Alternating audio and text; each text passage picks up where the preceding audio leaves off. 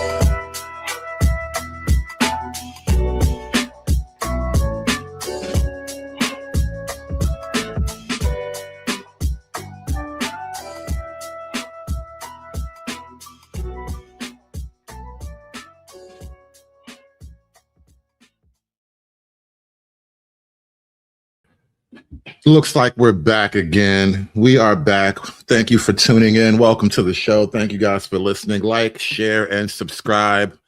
All the things, all of the things. Please make sure you do all the things. And then we're going to get started on today's conversation. As a general rule, I'm not a big fan of modern Black media.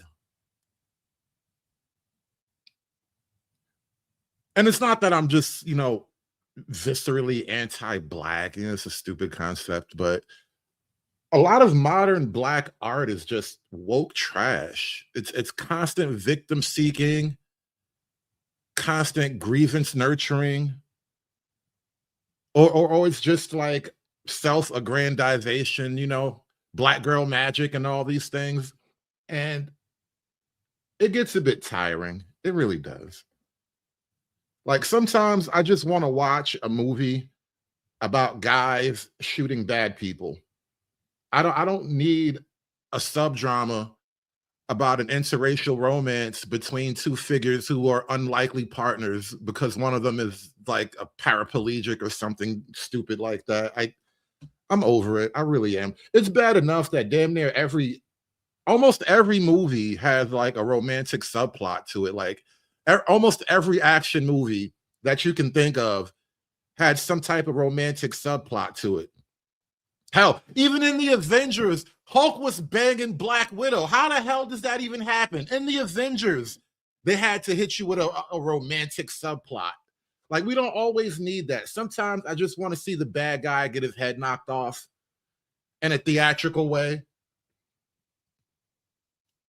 But I came across some an article, I got some quotes from Issa Rae, and she was complaining about Hollywood recently, how Hollywood is rejecting the diverse formula. They're rejecting Black wokeness in particular. I'm not sure if every form of wokeness is being rejected, but I know collectively the country is getting sick of niggas. That's just the thing. It is. It is. So according to Variety magazine here, Issa Rae recently told The Wrap that Hollywood is in an identity crisis right now and is experiencing a downturn in representation, both behind and in front of the camera. And she continues, I started Awkward Black Girl because there was a dearth of representation in the industry, and it felt like this was my opportunity to put an archetype into the space that didn't exist at the time.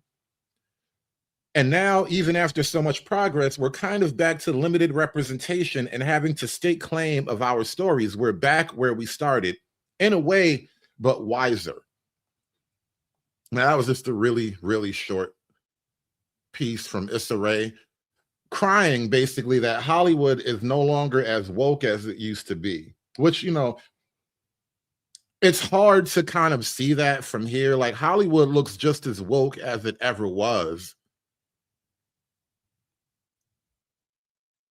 But not everybody thinks that way. Not everybody thinks Hollywood is too woke. And you know, one of the problems that Hollywood is now facing, alongside with, alongside of just general, you know, dissatisfaction with the arts, but between AI, our entire habits shifted during the pandemic. So people just like movies really took a hit during the pandemic and they never really recovered. And top it off, that almost everything Hollywood does now is like preachy messaging because you don't have the right morals, and all the weird Hollywood people think they're morally superior to you.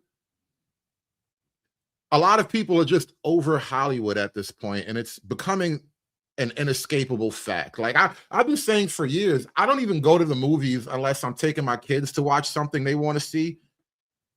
Outside of that, I'm probably just going to pirate. I have a lot of very effective pirate apps that, you know, allow me to watch all kinds of things without very little effort, with very minimal effort. I can watch most of Hollywood with minimal effort. Don't even have to roll over now. Hollywood is collapsing. Turns out, go woke and you do go broke. Cue the world's smallest violin. When random plebs can use AI to make feature-length shows, which will probably happen in the next year or two, it will be lights out in Tinseltown. Last week, the Wall Street Journal reported... And when Hollywood tries to come back with a full-length feature film that's totally an AI creation, I'm going to bootleg that shit too. Bootlegging ain't never dying. I'm going to keep it alive all on my own, goddammit. Hollywood is, quote, evaporating with no signs of a turnaround. Ticket sales are down 40% since COVID. Last year's Oscar winner sold a combined 38% less tickets than the previous year. Hollywood's making half as many movies as it did just 4 years ago, with production employment dropping by a third. Among actors and writers, employment is down 40%. It's actually accelerating. Last year, Hollywood lost 1 in 5 jobs in a single year. There are now more people working at Chick-fil-A than Hollywood. Shooting days in Los Angeles. There are more people working at Chick-fil-A than at Hollywood. Go woke, go broke is a relative axiom. It doesn't always happen in time. And some agencies, some industries are a lot bigger than others. They can, ride out the storm a lot longer. But go woke, go broke does seem to be an axiom that holds true over a long enough span of time. Plunged from 27,000 4 years ago to just 11,000. Now, what's killing Hollywood, of course, is they forgot their job is to entertain and switched to cramming Marxist propaganda down audience throats, from race-swapped crime shows to kid shows promoting gender mutilation. Yeah, between injecting genderqueer ideologies and racially swapping long-standing characters. I mean, I don't think anybody hated Marvel for making Nick Fury Samuel L. Jackson. Like, that wasn't a horrible casting choice, but it was an overt racial swap, The original live-action Nick Fury was David Hasselhoff, if you can believe that. Yeah, it's true. The original Nick Fury was David Hasselhoff, but everybody likes Samuel Jackson better as Nick Fury, so we just go with it. He's the ultimate Fury. The Oscars, Hollywood's kingmaker, mandates that 30% of the cast has to be underrepresented groups, no matter what the audience wants to watch. Even billion-dollar franchises like Star Wars, Toy Story, or the Marvel Universe were sacrificed at the altar. Star Wars went from $500 million profit. I used to love the Star Wars universe. Now,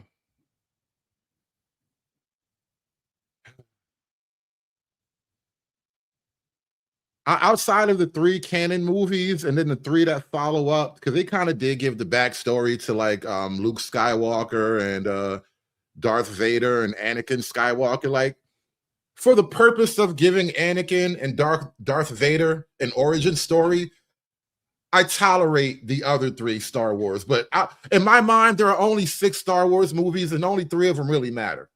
The other 3 were just telling the story of Darth Vader, which we really need. And honestly, if you wanted to save the Star Wars franchise right now, what you would do is take all of the Vader comics where Vader is a complete badass savage in his comics and then make a Vader one-shot, well, a solo movie. Make a movie that is unapologetically starring Darth Vader as an evil but conflicted galactic warlord or whatever his title was. And I guarantee you Vader would topple the box office over. People will love a Darth Vader movie, but Hollywood can't give you a Darth Vader movie because it's too raw, it's too dark, it's too evil. They'll give you a movie about transgender children having a throuple, but they won't give you a Vader movie. Force Awakens to a $100 million loss on Solo. The Avengers used to make $2 to $3 billion like a vending machine that turned into a $300 million loss on the Marvels. They even killed Indiana Jones, losing over $100 million with one of the most beloved franchises for Gen X. Even TV is a shadow of its former self. Long gone are the days of Sopranos, Breaking Bad, and Game of Thrones, replaced by a proudly queer-coded Star Wars. Even Game of Thrones fell victim to it. And you can almost spot when Game of Thrones went woke. And I'm going to tell you, it wasn't really when Arya killed the White Walker. It wasn't the last season. The last season was trash. I'm going to tell you when Game of Thrones went woke. It's when Pedro Pascal joined the cast and he was that homosexual from the desert. They made Pedro Pascal a twirling homosexual, and then they had his head cracked open by the mountain. That was when Game of Thrones officially went woke. Because in the movie, in the novel, I don't think that character was a homosexual. They did that for the show. I think Pedro Pascal just likes touching guys' butts or something. I don't know. But you can tell even in Game of Thrones when they made it woke. A Scooby-Doo reboot with a lesbian South Asian Velma who helpfully lectures us on gender issues, and a Sex and the City reboot where everybody's LGBTs+. Across the board, TV premieres are down 42% in just 4 years. Most TV shows are woke trash too. Even the shows that I generally like for whatever reason, like I'm kind of conflicted about The Boys. I'm gonna finish watching The Boys because it's the last season, and I like to wrap up on things that I begin. But The Boys is woke beyond repair. It never was anything other than woke from the beginning. And I think it took a minute for people to kind of catch on to the Homelander thing. But I think woke people the people who created The Boys, I think there's a bit of bitterness in that the character Homelander is written to be incredibly unlikable and unrelatable. Yet, technically, he is the most likable and relatable character on the show. And that's a conflicting reality for the people who want you to look at Homelander as like this Superman type, blonde hair, blue-eyed, Trump-esque evil superhero figure. They want you to hate Homelander. But Homelander is the one character in the show that isn't universally hated. I mean, he's the one character in the show that halfway makes sense most of the time. The rest of the characters are just running around doing woke stuff because, it looks cool to some people. $1 late, Hollywood's trying to patch the gaping wound. A recent study found socially conscious programming is now plunging, while gay advocates complain that 41% of LGBT characters will not return due to cancellations. Maybe it's because audiences didn't like them. Of course, this isn't a... And yeah, the woke crowd, they blame the online fan base. I forgot, there was a word they call the right-wing fan base that was like ruining Star Wars movies, allegedly. But there is a sort of online backlash because as powerful as woke is online, it's mostly a thing online. When it comes to the real world and how people want to spend their money in their free time, most of that woke stuff doesn't translate into like views and dollars and whatever. Nobody's buying woke merch, moral awakening is because they could only lose so much money before they repossess the yacht. The toxic Still, it's fandom. Too late. Thank you. Two of the big five studios, Paramount and Warner, were just sold. And shout out to the toxic fandom. If you consider yourself a member of the toxic fandom, which I suppose I do too, pat yourself on the back. We are making the woke hoes cry. And that is good. Woke hoes need to be mad. Hoes mad, hoes mad, hoes mad, hoes mad, hoes mad, hoes mad. This is about targeting women of color in the United States of America. Don't tell me because I didn't get a single apology. Time has expired. My life was threatened. Thank you. Hoes mad, hoes mad, hoes mad, hoes mad, hoes mad, hoes mad, hoes mad. To a Trump-allied consortium. What's left made just half what they did in 2019. Hollywood now makes less than sports betting. So what's next? Hollywood is trying to pull out of the woke nosedive, but AI is coming straight for them. You've probably already seen Hollywood-quality AI clips made by random guys in the basement. The current cost of these paid in tokens is about $20 per minute, so $1,000 for a TV episode, maybe $2,000 for a movie. Not quite do it because you're bored, but close, and roughly 30,000 times cheaper than Hollywood. Moreover, token costs are dropping 5-fold per year, so in 3 or 4 years, you will be able to make a Hollywood movie for the cost of a Chick-fil-A value meal. 100 years ago, TV and the silver screen killed vaudeville. Now it's their turn. Follow for daily videos. Okay, we'll be watching. See you next time. Hey, video killed the radio star. This is how this is the way it works, man. Video killed the radio star. Wokeness killed Hollywood. And now the internet and artificially intelligently created videos are going to kill Hollywood. And Hollywood might actually deserve it, though. I mean, for all the moralizing and the lecturing that they've tried to put on people, you probably deserve to lose a lot of money at this point. It would be a nice clapback to all the shit talking that you've been doing to the average American. And not only is woke dying just organically on the vine, but again, the toxic fandom. One thing about this AI revolution, it's universal. It's widespread. Everybody can access the AI. Hell, even the picture in my background right now is a random AI generated image. Anybody can create an AI masterpiece with enough time and effort. Once upon a time, you needed all of the magic that a Hollywood studio could bring to bear in order to get your vision off the ground. Now, you can just lock yourself in a basement and come out 3 weeks later with a great movie. Or at the very least, we're looking at now, Harry Potter is making a TV series. It's doing a live action TV show. And they've race and gender swapped, I think, a lot of people. I think Voldemort's going to be a chick. I think, who is it, Tilda Swinton or something like that? I know Voldemort's supposed to be a chick. And Snape is a black guy. And this is another reason why Hollywood is it's becoming afraid of woke. I don't even know if you can consider this properly racist, but if you're going to use black people as a mascot, then you're also going to get black people made fun of. And therefore, Hollywood will be another reason why why people are sick of black people. Can you do that? Yes. One at the ready. 1, 2, 3.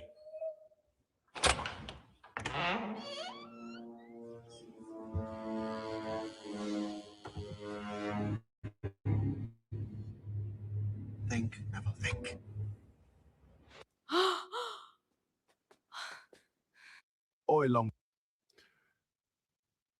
This was one of my favorite weeks on the internet. They just kept generating Black Snape memes, and every time he just became more of a nigga. And I can only blame Hollywood for this. Nobody would have done this if Hollywood hadn't encouraged it.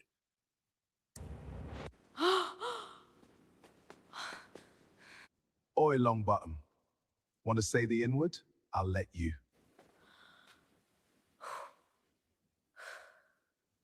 I'm off to do crime and drugs. Want to come along?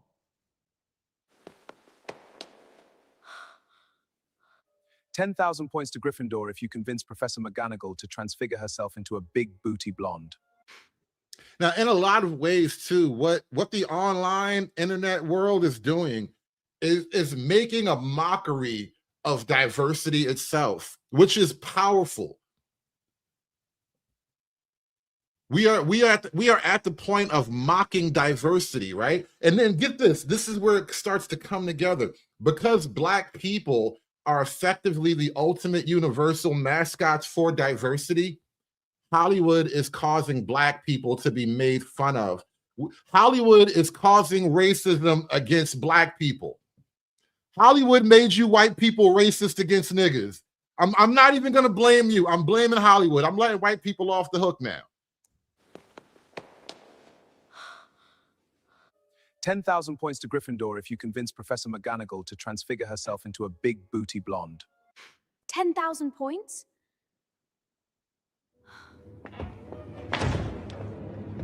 Ridiculous! Oh, no, you didn't. You did not just do that. Wonderful, Devil, wonderful, incredible. Okay, to the back, Devil. Has anyone seen Professor Snape?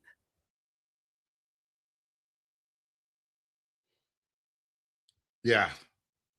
You niggas did this. Now, the world is going to be making fun of Black people endlessly now because Hollywood decided to, Hollywood decided that they were morally superior.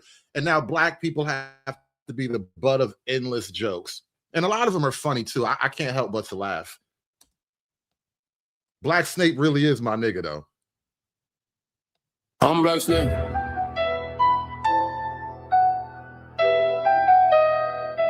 Yeah, I'm Black Snape.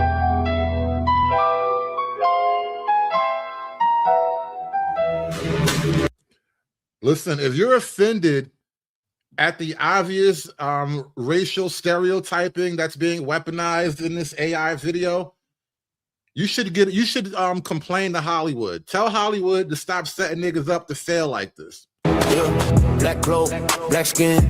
Walk the hall, they whispering. Cauldron bubble, I'm different. Dark eyes don't flinch, just glimmering. House points, man, miss me. Came from pain, they history. Same blood, they fear, they diss me. But they copy my brew, still sip me. Side eye from the portraits. Cold stone, but my soul scorched. They ain't teach where I'm from. Had to learn from the alleys and the torch. I mean, it doesn't even sound half bad. That's the other thing too. AI is totally smacking the music industry as well. You thought AI videos were bad. Wait till AI music comes out. I mean, it's already out. I'm almost positive most of the intro tracks that I find on the internet that I use for my show, these are all AI generated beats. Half prince in the world that hate, half rage in the narrow gate, half hood in the castle gate. Homie never run from flags. Walking through the dark, one day my hand. They got him riding a broomstick, shooting a Glock. There's probably a Glock with a switch on it. These look like yellow New York City cabs too. This is what Hollywood is doing. Hollywood has given everyone a reason, even more reason to make fun of black people. Turn that fear to a spell, then I spark. Yeah. I've been cursed from the start. Black snake. Oh my God. You know, I wasn't even gonna do this. You nasty niggas. You know, I had a whole other direction I was gonna take this show in today, but I figured we'll talk about sex politics and everything the next time. But Truth Only says AI corn getting lit too. Not gonna lie, bro. I'm afraid to look. I think AI corn will be so powerful that it'll be like some type of new opiate. People are just gonna get addicted. They're gonna be like opium dens, but it'll just be for AI corn. People are gonna be in there like opium addicts. I'm telling you, they're gonna be strung out on AI big booty quiches. They talk war on the streets. I see more than they see in the tower. Drive by, man, I glide by stealth. Broomstick, bring stone, cold shower. I ain't glorified shots, that's great. That's moms and black, that's wage. Of boys that ain't make old age. So I ain't my rage at the cage. Walking through the dark. Oh, I ain't gonna lie, that's a gangster. If I had a broomstick, that's how I would ride my broom. If I had a flying broomstick, that's exactly how I would ride it. Not that lame way that the white kids do it. No, this is how black people ride a broomstick. One day my hand in a eczema. Turn that fear to a spell, then I spark. Yeah. I've been cursed from the start. I've been cursed from the start. Yeah. Look, man, why y'all gotta make this shit so catchy? Making fun of black people is apparently catchy and cool now. Hollywood, you did this to us. I blame Hollywood. I blame Steven Spielberg randomly. I tell you, listen up. Vimto potion, yeah. Don't mess it up, Utes. You know that I've been on the grind. No, I can't sleep on my grind. Ron, why does your Vimto look like off-brand Rabina, fam? I might have freestyled a bit in it. Yeah, we're even bringing out artificial gingers too. I don't know. I think that might be the worst part of the AI revolution. Now we can just create millions and millions of gingers. You freestyle blood on a Vimto potion? Allow it. Why are you getting vexed at me for waste, man? Don't make me Avada Kedavra, you blood. Bruh. You know what? This might actually be better than the actual Harry Potter show they're going to put out. I think I would rather watch AI Snape than the actual Harry Potter show. This looks way more interesting. I don't even give a shit about magic. I want to know how he's going to get out of this situation. Sweat down in this classroom in front of everyone, my youth. Get what I'm putting down, fam? Understood, bossman. Start again. Follow the scroll this time, inshallah. Say no more, fam. Type shit.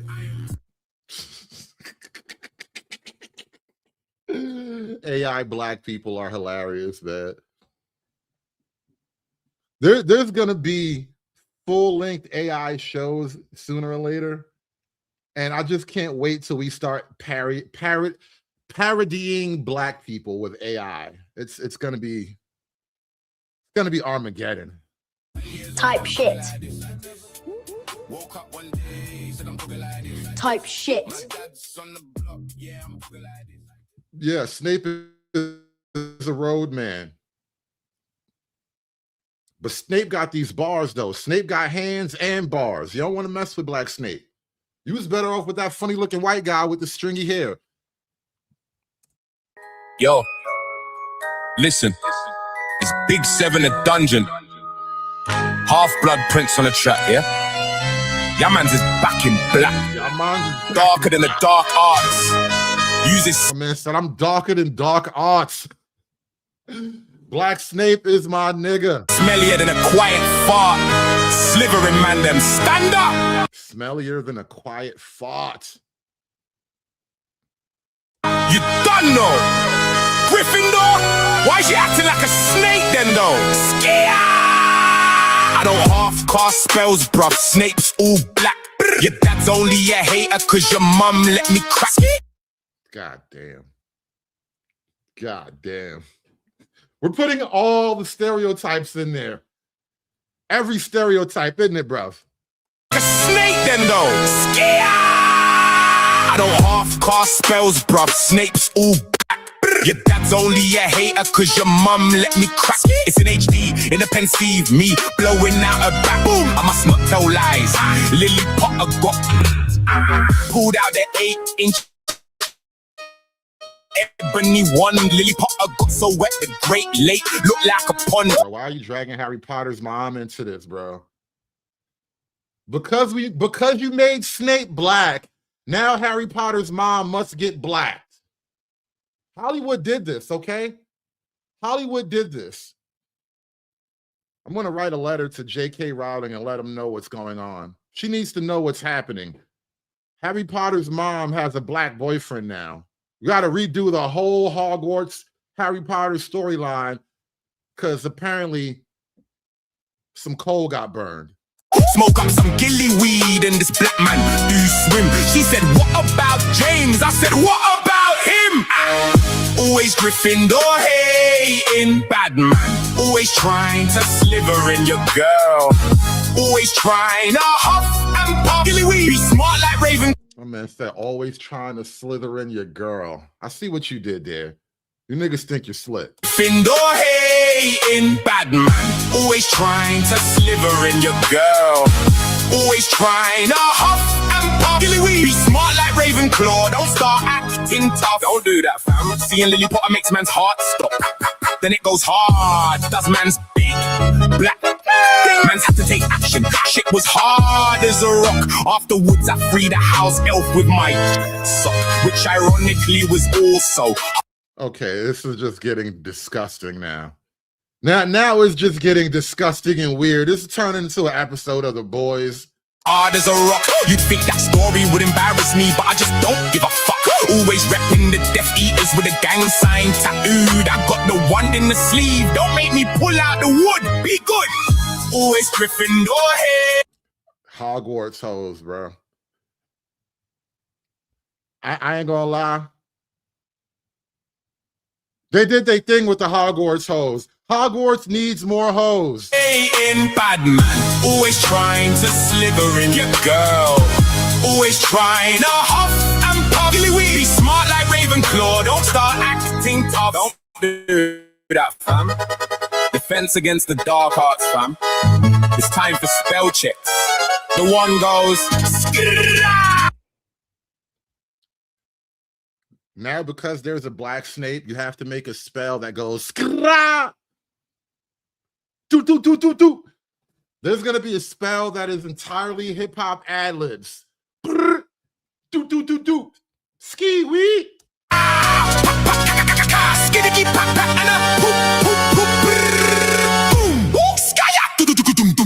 Boom. I told you, look, this nigga's casted a spell. Didn't I tell you this is how spells get casted? When Snape becomes black, you just gotta say hip hop ad libs. Hey yo!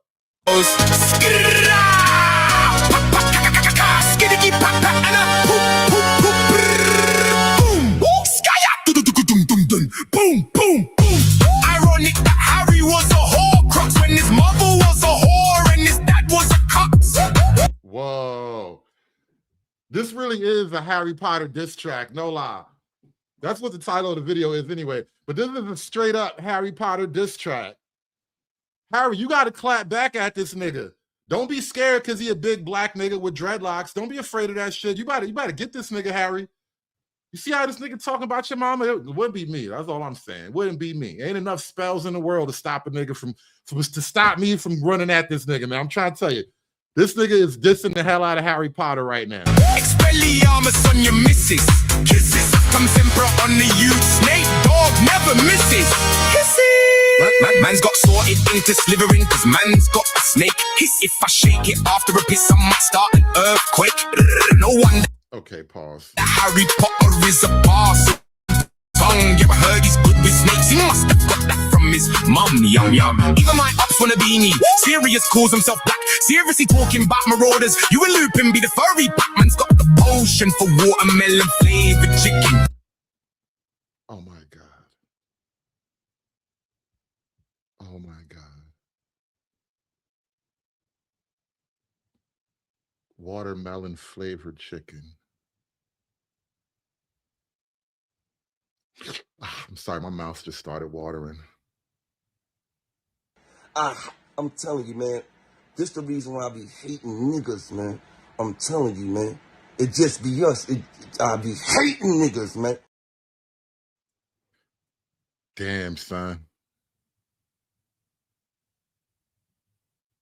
Yo, how much for an A for that? Do you sell that by the A for, or is it just like wholesale? Do I got to get like the whole zip? How does that work? Ops casting Aguamenti for this fire I be spitting. Always Gryffindor hating bad man. Always trying to sliver in your girl. Always trying to huff and puff. Be smart like Ravenclaw. Don't start acting tough. Don't do that, fam. Voldemort, you got 2 slits for a nose, fam. Them looking like Lily with no clothes. Damn. Mans can't smell that he needs deodorant. Don't get shook, mate. Apply some of this potion. Mrs. Longbottom got a wide bottom. Hey, Potter, your mum. No love potions needed for the witch honeys. Step galleons, man's got goblin money. I wonder how much a Hogwarts honey pack would cost. Trying to get that Hogwarts honey pack. You know that shit be hitting. Snape dog, the real big dog, not fluffy. Woof, woof, woof. Lily, oh! Open your books to page 69. 50 points from Gryffindor for wasting my time. If you disrespect me, use a racist fam. Straight to Azkaban. Ministry of Magic hate speech. Lost.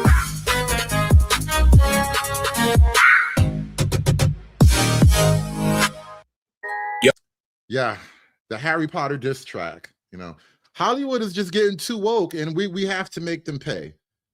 Hollywood is too woke, and there has to be a consequence for that.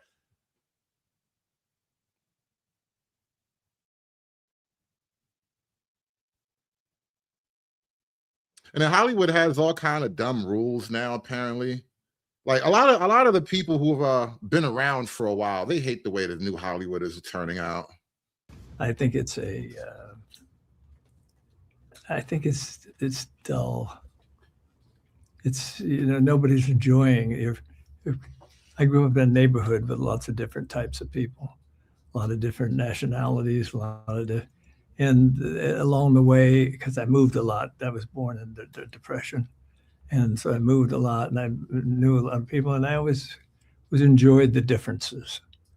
And I think if people enjoy the differences in everybody, then they are willing to, you know, to have fun with it.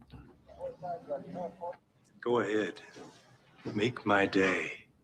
I guess we used to have fun with it. We'd insult each other and laugh and scratch with it. And it was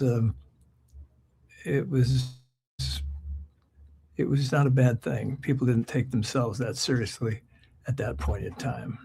I think maybe it's because of the Depression and then World War II coming along, and everybody didn't have time to look inward and start getting all kinds of phony ideas. Yeah, after World War II, our entire moral framework switched around, you know, because Hollywood said we were bad people, apparently. After World War II, we went on a path to make this cool. This is what Hollywood believes in now. What will our baby be like? I really want to know. Maybe they'll be a pop star, or win a Golden Globe, an astronaut or teacher, or an ethical CEO.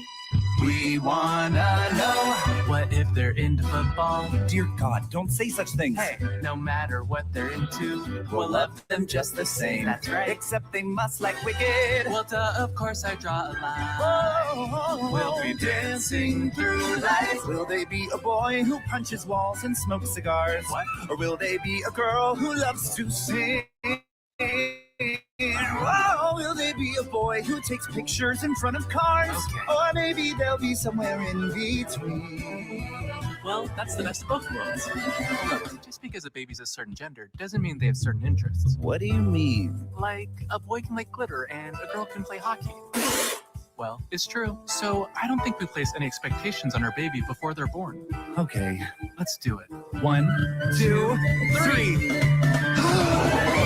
Our baby is a girl. Our baby is a girl. Our baby is a girl. They never adopt a girl, by the way. Oh my gosh! Think of all the things we're gonna do. We talked about this. No Disney They almost never adopt girls. They always adopt boys. Idols and K-pop, idols and puppies and cute stuff and jewelry and makeup. Her hair in a French braid, cause all her friends will be gay. I mean, maybe. Her dads are gay and everyone is gay. At least that's how it should be. You're gay. You're gay. Breathe. How long was I out? Under a second. When our daughter grows up, what if she comes out to us as... You don't need to have the answers. Take it day by day. Even if our daughter says she's... Straight. Yes. No. Yes. No. Okay, yeah, I'm over that now. I'm so over that now. Monica, you gotta fly. No. Black girl magic. Monica, you gotta fly. No. Black girl magic. So, and that's basically been the two alternating pillars of Hollywood for the last 20 years. You know, it's some type of overt homosexual subversion or black girl magic. If you don't want to watch the gay people living their best lives, then you're going to have to watch black girl magic. Hollywood has decided that these are the two forms of entertainment that you deserve because you're bad people. Speaking of black girl magic, what if we just make all the niggas magical? You know how much I hate this movie. The film is about Aaron Bondo, who is a yarn sculptor down on his luck, who gets indoctrinated into the Society of Magical Negroes, which is an organization that has bestowed upon themselves the responsibility of keeping white people across America happy under this noble dogma that if white people are happy, black people will suffer less. Yeah, there you go. The film is about. And look how happy look how proud he is of himself talking about this, you know. If I just use all of my magical Negro powers, I'm a magical Negro. If I just use all my magical Negro powers, these white people will stop oppressing me a little bit. It's like, nigga, you're magical. It's such a retarded concept. Like, and as spiteful as niggas really are, why don't you just use your magic to just destroy the world and build magic Wakanda? Like that whole show, nothing burns me up so much as the Society of Magical Negroes. Like, how do you niggas have magic and you let slavery happen? Or did you all become magical with freedom? Did the white man let you free and you niggas discovered your magical abilities? Like, this show burns me up on so many levels. Oh my God, I want to fist fight everybody related to this show. Like, I can't believe a bunch of adult Black people got together and thought this was a good idea. Like, and I make fun of race and Black ideas all the time, but you niggas are dead serious about this shit. Like, I say crazy things for fun. You actually believe this. You want this to be real. This is like a world that you would want to inhabit. You'll use a white tears meter to let you know when their distress has returned to acceptable white person levels. Being a magical Negro isn't just about magic. As long as there are fretful whites, we will be here. You see that? And yeah, that's a great point. Homeboy is clearly first generation mixed, right? You're not like second or third. You don't have like a half white grandfather or something. No, you're a first generation mixed, okay? Goddamn muggle blood. He's a muggle, a half blood, or whatever they call it in Harry Potter. He is mixed, okay? How come him being mixed doesn't affect his magic abilities? Real question. By him being mixed, he should be either greatly, incredibly more powerful because he's got that white magic, or he should be like, you know, a Timu magical nigga. You know, he can't get his wand up all the time. But they totally overlooked that part of the show. Like, this too light to be not white nigga somehow is also just as magical as you Congolese niggas, you Ethiopian niggas, you Nigerian niggas. The cop over there? As far as we know, he may be the next one to shoot an unarmed Black man. Thinking about white people as well, there is a real shame in feeling accused of racism. Right. And this is another thing. They want to project feelings of insecurity, feelings of aggrievement, like I've done something wrong. Maybe I'm the bad guy. Maybe I'm just as racist as everybody on TV says I am. That's another so it's now we're trying to create a weird superiority complex with Black people by giving them magic powers that make you look even dumber. And then at the same time, create a sort of guilt victim complex in white people, because clearly you've used your magic to oppress these niggas and now they're trying to figure it out. Not racist. Oh, no, that's not what I'm saying. I was just trying to tell you how I felt. I think the best thing is to normalize that feeling because racism is very common, and I would say it's not. There's another mixed nigga. Bro, we gotta stop. Let's just be cool, bro. Life is gonna be fine. You don't have to be this way. Just be a regular guy and do regular guy things. The crime is the cover-up, right? You'll use a white tears meter to let you know when their distress has returned to acceptable white person levels. Being a magical Negro isn't just about magic. You know what? This would be great if this was like a 3-part series where at the end, the two groups combined to fight like the real villain, which is like, you know, Black magic Bolshevism or something like that. That would have been great.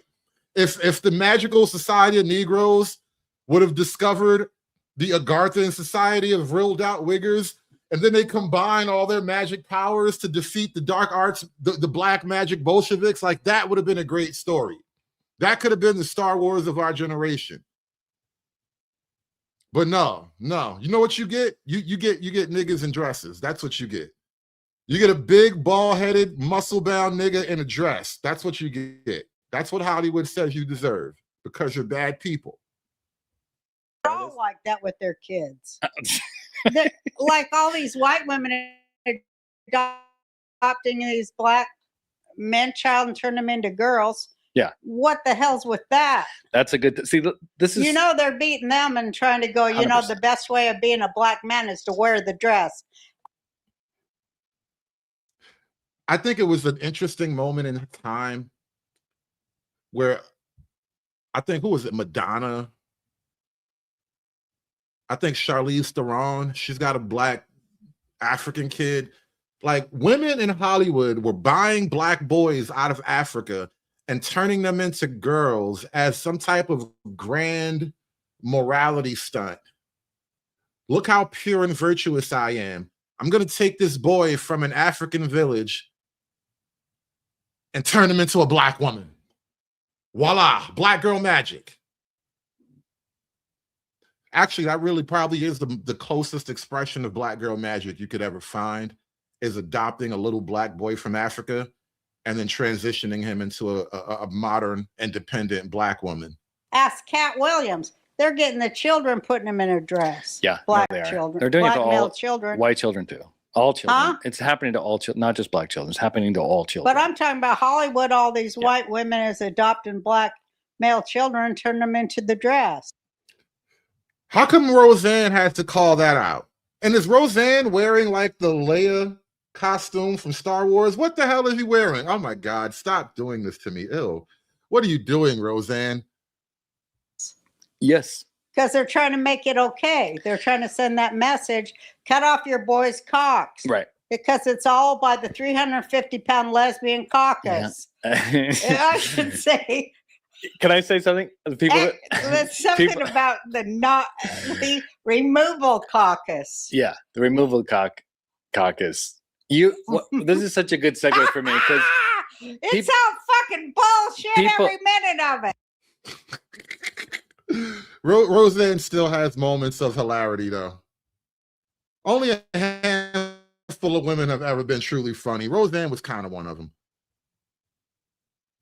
Starting in 2024, films will be required to meet new inclusion standards to be eligible for the Academy Awards for Best Picture. They'll have to have a certain percentage of actors or crew from underrepresented racial and ethnic groups. What do you think of these new inclusion standards? They make me vomit. This is an art form. No one should be telling me that I have to give in to the latest, most current idea of. I would love to see Richard Dreyfuss play a black guy. I mean, listen, if Robert Downey Jr. can do it, you know, there's and you know, you don't have to be any one type of Negro. There's infinite ways to be black, you know. I would love to see a Dreyfuss nigga. That would actually, you know, stretch the bounds of Hollywood creativity. Make Richard Dreyfuss like a drug kingpin in West Chicago or some shit like that.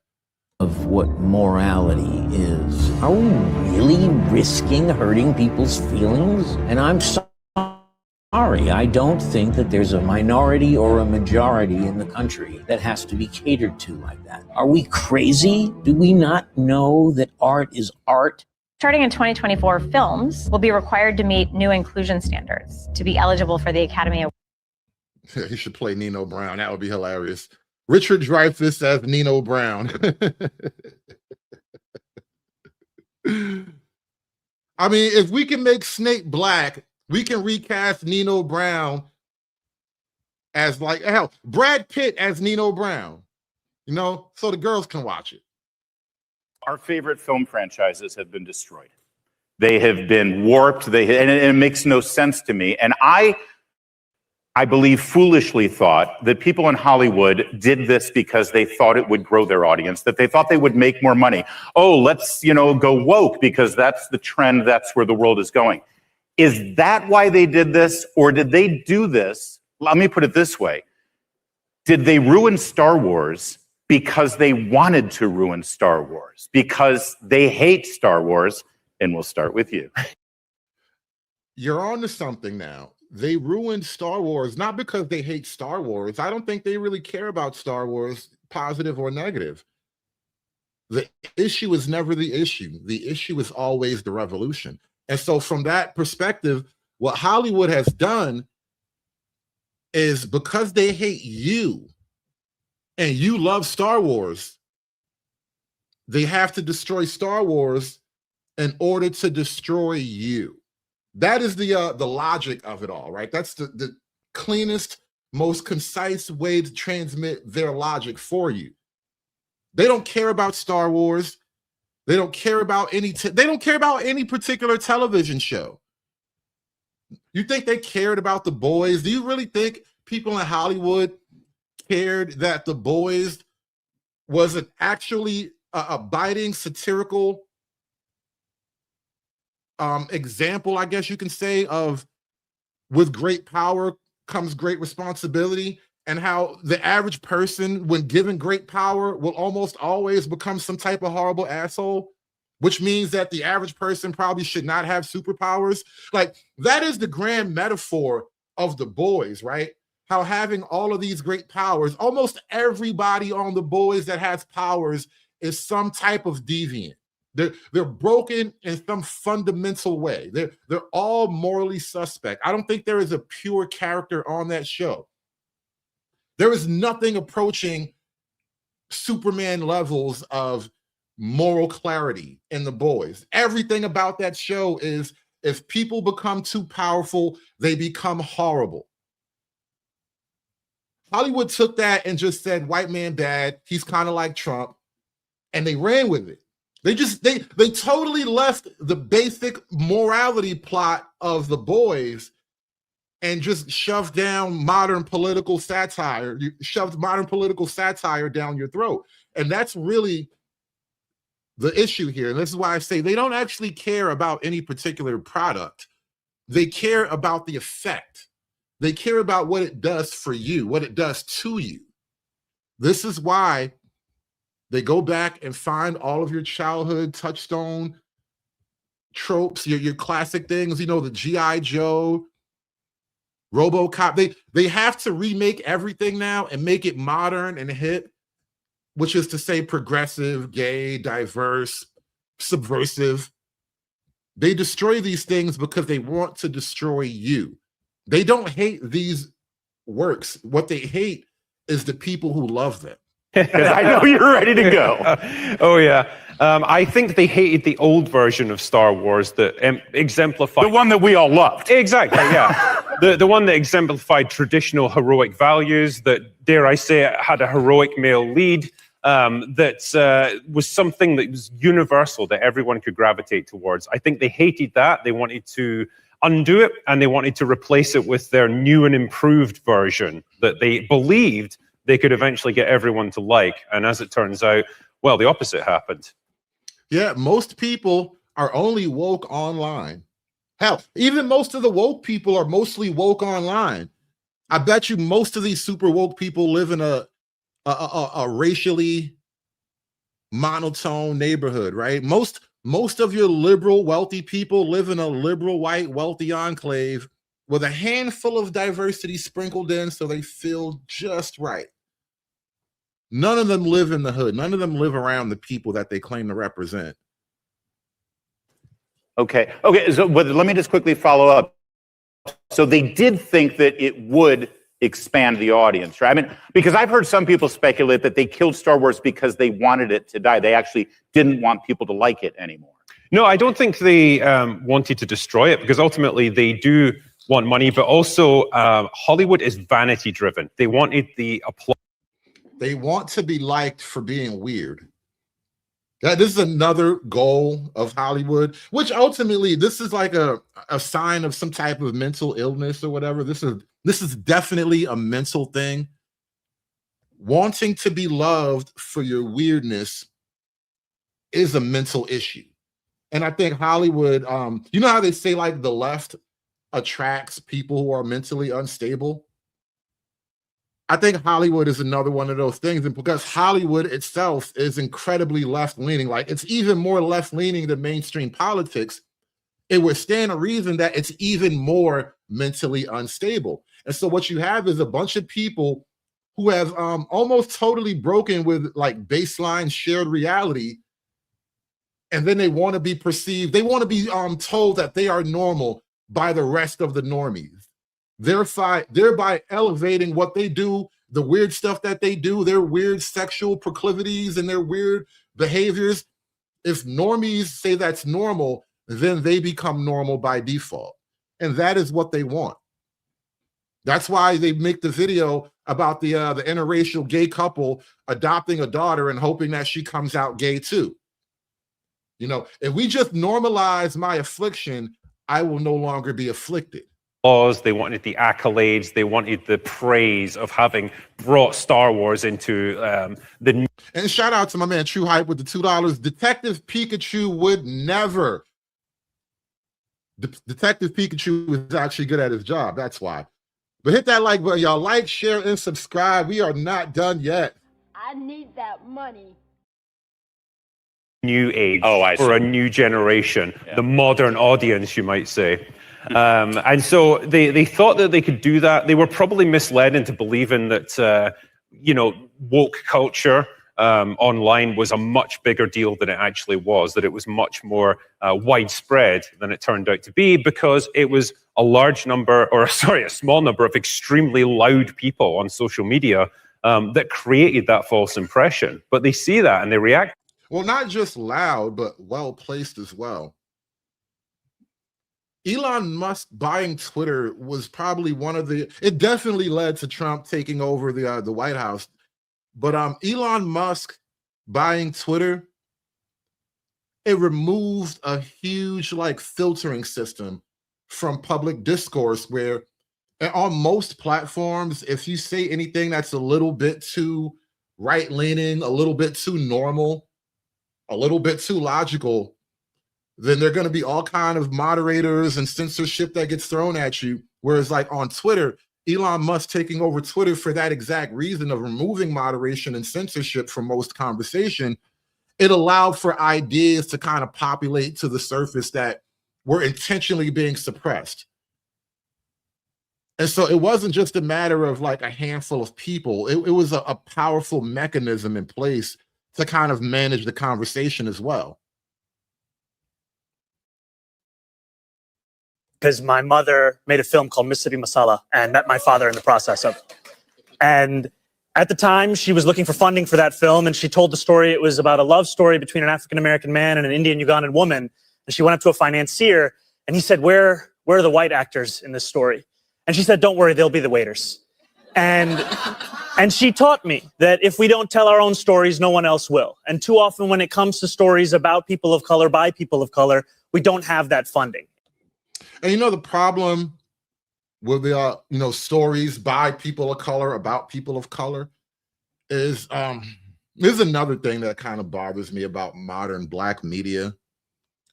A great chunk of it is just like a racial revenge fantasy. It's really revenge porn. It's like Sinners basically was like racial revenge fantasies.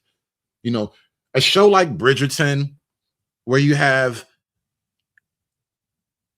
Victorian aristocratic beauty. You have basically Black Victorian aristocrats in France in the late 1700s, early 1800s. This is what Black representation winds up becoming. Putting Black people in white spaces that they would have otherwise never made it to. And then people are, they're shocked when you don't want to watch a story about 1700 Black people. I mean, Black people in London in the 1700s, and they're the richest niggas in town. Something about that, it suspends reality. I mean, speaking of suspending reality, the concept of suspension of disbelief, right? I could suspend reality, right? I can hold my disbelief watching a superhero movie, right?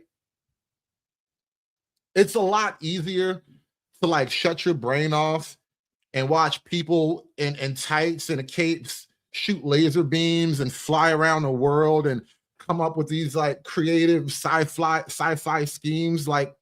You can shut your brain off and watch that kind of thing. But watching Black people pretend to be the aristocracy of 1700s England, and they almost never address the issue of it all. It's never addressed. It's just this Black nigga is wealthy and he's my friend. And it's it always just goes this is the way it was. It's they are attempting to recreate your mental picture of history because it allegedly makes Black people feel better, right? And then don't even get me started on really modern TV. I haven't watched a modern sitcom in a long time. I have no idea what people are doing on actual television anymore. And so I came across this clip the other day and I'm like, oh yeah, this is typical. This is exactly why I don't watch television anymore. I'm sorry, there's actually no hats allowed inside the clubhouse. Good to know. Here's a little tip for the tip. What's going on? You've tipped 4 people since we got out of the car. I'm the only black guy here. I didn't even notice. That's because you don't have to have your antenna up. As the only black guy in the room, you just know that everybody's waiting on you to reinforce the negative stereotypes. That's why I have to represent. Can I get a table for 2, please? Of course, but it's going to be about a half an hour to 40 minutes. Is that all right? It's great. The name's Johnson. You were wrong. 30 to 40 minutes, just the same as you. I mean, well, it was worth a try. Yeah, well, you're lucky I'm not the kind of guy to say I told you so, because... Johnson, party of 2, your table's ready? Ladies first. If this place is so racist... And now this is Hollywood writers, you know, the holier than thou Hollywood writers. They're trying to tell you that racism is real by literally scripting an example of racism. And actually, this actually fits. This really does fit if you think about it. The most powerful examples of modern racism are almost always found in Hollywood.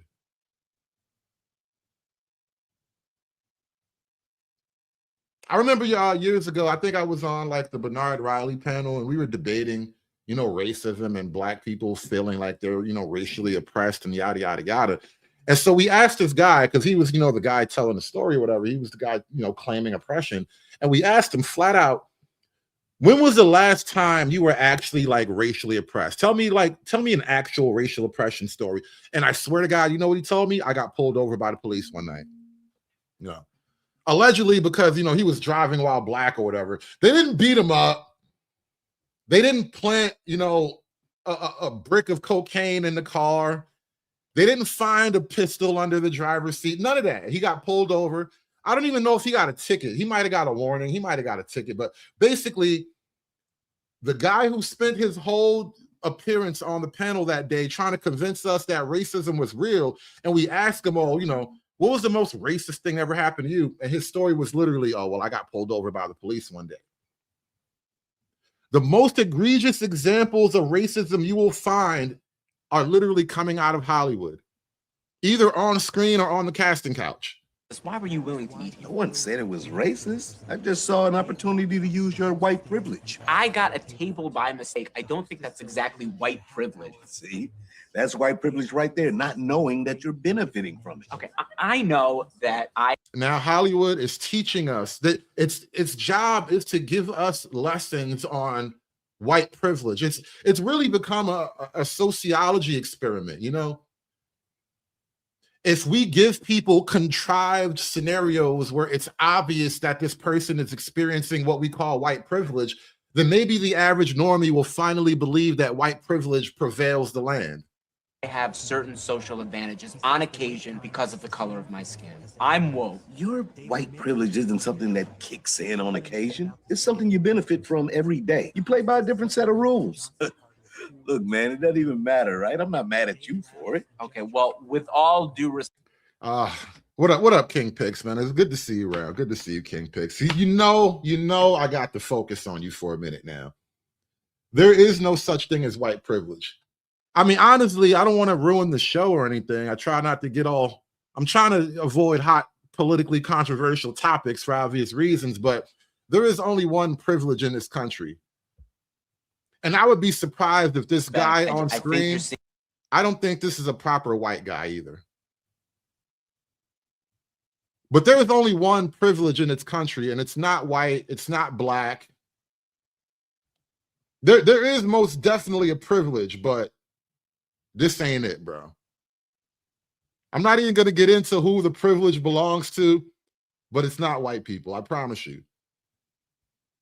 White folks don't have like a universal get out of jail free card. They don't have a universal send me back to my home country card. No. There are people who have that, but they're not white.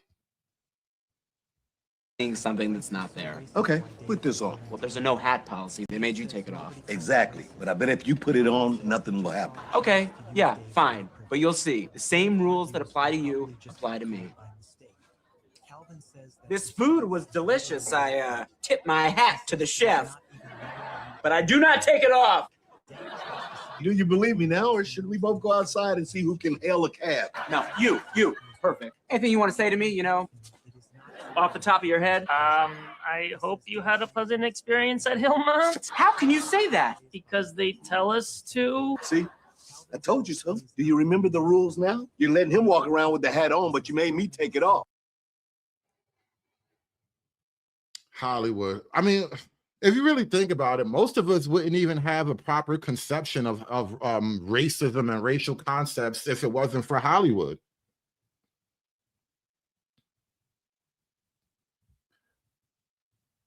There's only one privilege in this world, and nothing else compares to it. Once you've identified the real privilege in this world, there's nothing else that even comes remotely close to it. Everything else pales in comparison. And I refuse to play the privilege game with American niggas, right? I might even accept that if you was like a third world nigga. If your grandmother lived in a hut, I might accept that from you, right? But you're from America too. You know better. Most black people in America know better, but we've all been conditioned to say other things because, you know, the price is too high. But there is only one real privilege. And speaking of privilege, a lot of them seem to work in Hollywood. The most privileged people, they seem to congregate in Hollywood for reasons that are beyond me. And, you know, speaking of privilege, I gotta talk about something else too. Not even privilege. Let's drop the privilege thing. Let's get back to the basic conversation though. There is a wokeness issue. Let's put it like that, right? Wokeness ruins everything. I hear there's a reboot for Malcolm in the Middle. Really popular TV show from like 20 years ago. This is the show that gave us Bryan Cranston. Heisenberg. You guys remember Heisenberg? This is the show that gave us Heisenberg. Look what they did to Malcolm in the Middle. I was like 5 when I started feeling wrong. Thought I was great at hiding it because you guys never said anything. They gave Malcolm like a non-binary transish offspring. I don't know if I should call it a daughter or a son. If it's a one-man throuple, I don't know what to call this thing. But this is like the kid of Malcolm from Malcolm in the Middle, apparently. Or maybe it's a sibling. I don't know. I don't know what this thing is. And neither do you. That's what Hollywood wants you. Hollywood wants you to be gender confused. But then I had this one really shitty day in the 5th grade. The other kids and even my teacher. When I had little kid problems, I'd just go to Dad and he'd clown around and make me feel better. What are the little kid problems? Did you mean little girl problems or little boy problems? Because these are two radically different problems. All kids don't have the same problem set. What do you mean kid problems? Shout out to True Hype with the $10. They sacrifice the story for the message and people don't like it or will ever accept it. The problem is if the story is good, then you can sneak a bunch of stuff in. But they don't understand that point. Oh, they do understand that point.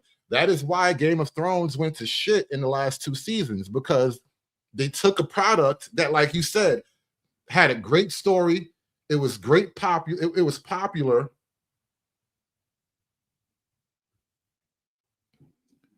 And they figured we could use this to inject our messaging. And this is why every time Hollywood gets its hand on a product for a remake, they basically do something like this, right? And so like they want to take something that's popular and something that's already loved. And then if they inject their messaging into it, the idea is that you will now love my interracial genderqueer throuple. I mean, you love Revenge of the Clones, right? You know, what was it? You love The Empire Strikes Back, right? Well, now you have to like Jar Jar Binks too. If you like The Empire Strike Back, then you have to like Jar Jar Binks. If you don't like Jar Jar Binks, then you're goddamn racist and you're going to lose your job. That's kind of the game that they're playing right now. Shout out to True Hype with the $10. Like, share, and subscribe, y'all. Support the show. Thank y'all for watching, man. Hulk! Smash!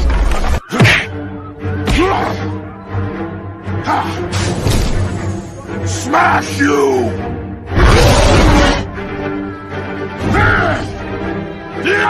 You make Hulk angry! You not like Hulk angry! Hulk no like fighting girls. And I wanted to do that, but instead I just blurted out, "Dad, am I wrong?" And he was looking at me, and I knew that he knew and had always known. And I could tell he was thinking like really hard. And I was terrified. And this is another thing about, I think I was talking about this concept before, victim morality, the morality of weakness and all that. It's like, because my feelings were hurt, I'm right. Because you make me feel bad, I must be right. The fact that I feel bad about this means I am right and you are wrong. This is basically Hollywood morality in a nutshell. Because she's crying, we have to now change the entire concept of gender and family structure because, weird kids have bad days. And then he finally said, "Could be nicer to your mom sometimes." So yeah, I like him. Sincere, loyal, tenderness, brave, honest, funny, incredible, remarkable. And they say incredible. Malcolm in the Spectrum. That's actually right. That's actually right. What up, Lord ADS? We're about to get to Comics Explained in a minute because I actually am a fan of Comics Explained. There are only 2 comic channels I really, really watch, and one of them is hard to watch now. But I like Comics Explained, and I like Comic Storian. But Benny from Comic Storian passed a year or 2 ago, and it just hasn't been the same without him. I'm trying to get into the new guy, the new narrator. He's not terrible, but he's just not Benny. You know what I mean? It's like you kind of, because Benny was great. Benny from Comic Storian was a little bit of a voice actor in his own right. He would voice act parts of the story so dramatic. Like it just came together so perfectly. And it's hard to capture that kind of like one-off talent or recapture that kind of one-off talent. Like you'll never find that guy again. And so, it was a loss when Benny passed away. Rest in peace, Benny. And shout out to Comic Story. It's a great channel. But outside of Benny, Comics Explained, I forget that guy's name. Was it Rob? I forget his name. But Comics Explained, he does a great job of just breaking down the comic and the storyline as he kind of goes through the issue or whatever. It's a completely different style of thing. Like Benny basically live action role plays the comic for you. Whereas like Comics Explained just walks you through the actual issue. And so it's 2 totally different styles, but together, those are the 2 people that allow me to keep an ear to the comic world. So I don't read all the physical comics like I might have done when I was, 25 years ago. I might have done that. Now I can just kind of keep an eye on those 2 guys, right? And then there's another guy I kind of like. I haven't really got into his work per se, but I respect the work greatly. And that's Eric July. And we'll get to that in a minute. But there's one last thing I want to talk about with Malcolm in the Middle.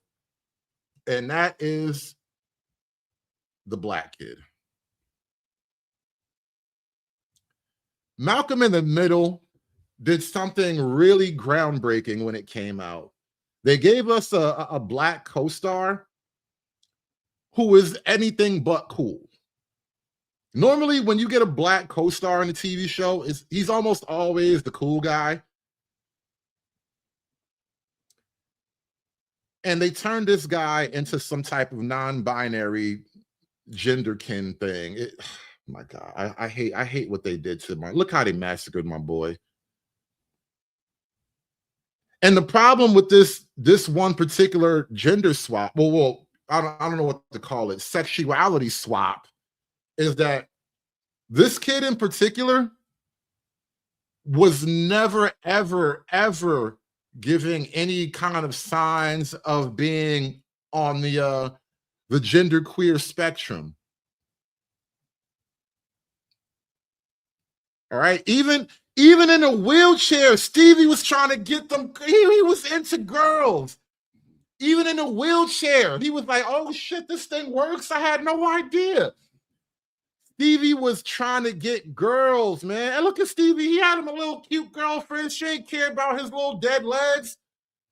She was going. Stevie found him a girl that was going. And what did they do? They made him a poof. They made Stevie a goddamn twink, y'all. They made Stevie a twink, and they gave him a kid. They made Stevie a twink, and now he has a kid. He's a twink with a kid now. Look how they massacred my boy. It's terrible. It's terrible. I don't even want to show it to you. It's horrible. But that's what they did to Stevie, y'all. And it makes you wonder, like, who benefits from Stevie being like a paraplegic twink with a kid now? Like, who is this really for? You know what I mean? We really don't hate Hollywood enough. I wonder if I hate Hollywood enough. And, you know, I've been on a personal mission against Hollywood for a while now, but I just can't. But, you know, I mentioned Eric July in the chat recently. Let's kind of shift gears a little bit. Let me see. I got to pull up this video. I didn't pull this up ahead of time, but Rob from Comics Explained, he's taking a break. Nigga taking a mental health break, which is Rob, that's a bitch ass move, Rob. All right, taking a mental health break is a bitch nigga move, Rob. You could have just took a week off quietly. Like, you could have just not posted for a week, right? But saying that you're taking a mental health break, Rob, that's a bitch nigga move, right?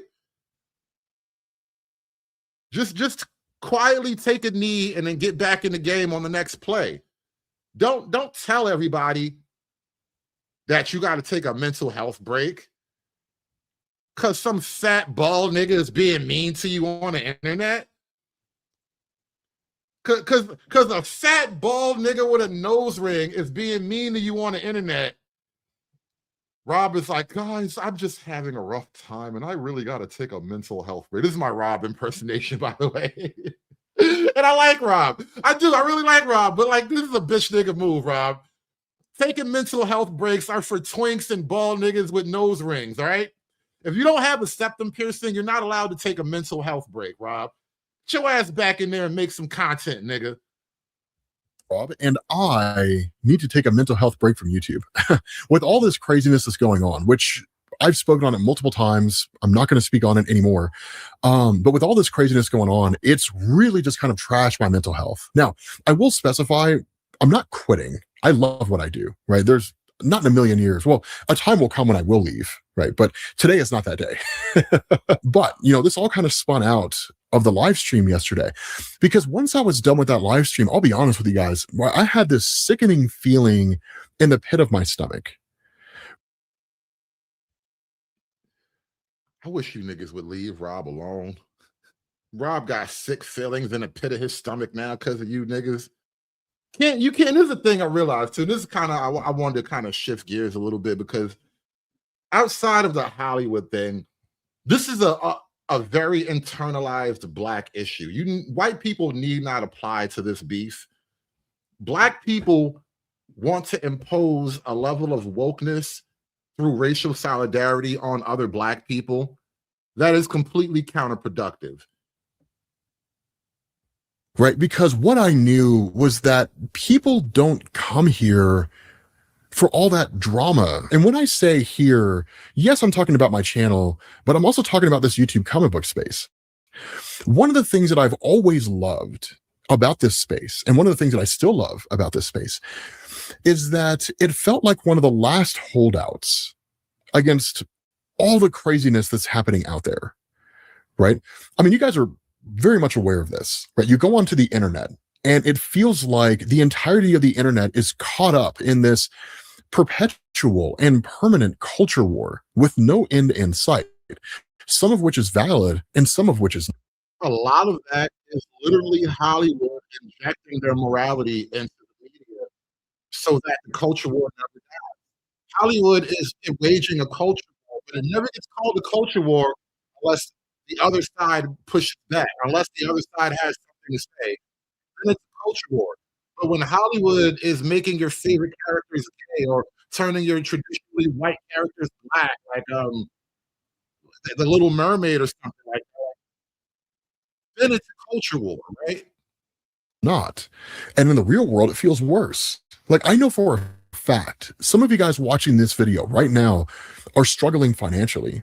You don't know how you're going to put food on the table. You don't know how you're going to pay your bills. Maybe you're overdrawn on your bank account. Your paycheck will come in. It'll satisfy that overdrawn amount and give you just a little bit of money left over. But as soon as the bills come due, you're right back in the hole again. I know a lot of you guys feel overworked and you feel underpaid. I know a lot of you guys come from toxic home lives. A lot of you guys are bullied in school. For any number of reasons, you guys somehow stumbled across this comic book YouTube space and found it as a kind of safe space from everything going on out there in the world. And I always loved that, right? People ask me all the time, right? They say, you know, and they ask me in DMs, everything like that, but they always ask, why don't you cover character stories anymore or character lore videos anymore? Right? Like you used to do that. I mean, that's how we blew up on Comics Explained, was like teaching people about the history of characters and teams. Honestly, the biggest reason for that is because once I started covering stories, the conversations with you guys started to shift. They started to move away from, oh my God, I loved your video on Scarlet Witch, because I never knew that much about her character. And it turned into, I love your videos because they got me out of a really dark place. And I love that. I love the feeling that I get when you say that. And I love the fact that I can give you that feeling. Right? That, like myself and so many other comic book readers who grew up reading in the olden days. You know, that's a great point, Freeman's Journal. Back when bullying was a thing, nobody was allowed to take a mental health break.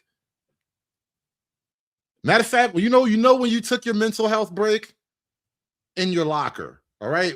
When you got shoved inside your locker, that's when you got your mental health break. You know, you took a knee, you got a minute to gather your thoughts and figure out where you went wrong. Nowadays, where everybody is like, you know, the anti-bullying culture, somehow everybody needs a mental health break. That we started getting into the world of comic books for the same reason that you're getting into them now. We were escaping whatever dark parts of our life we wanted to get away from. And comics allowed us to do that. I love that. Like, I absolutely adore that.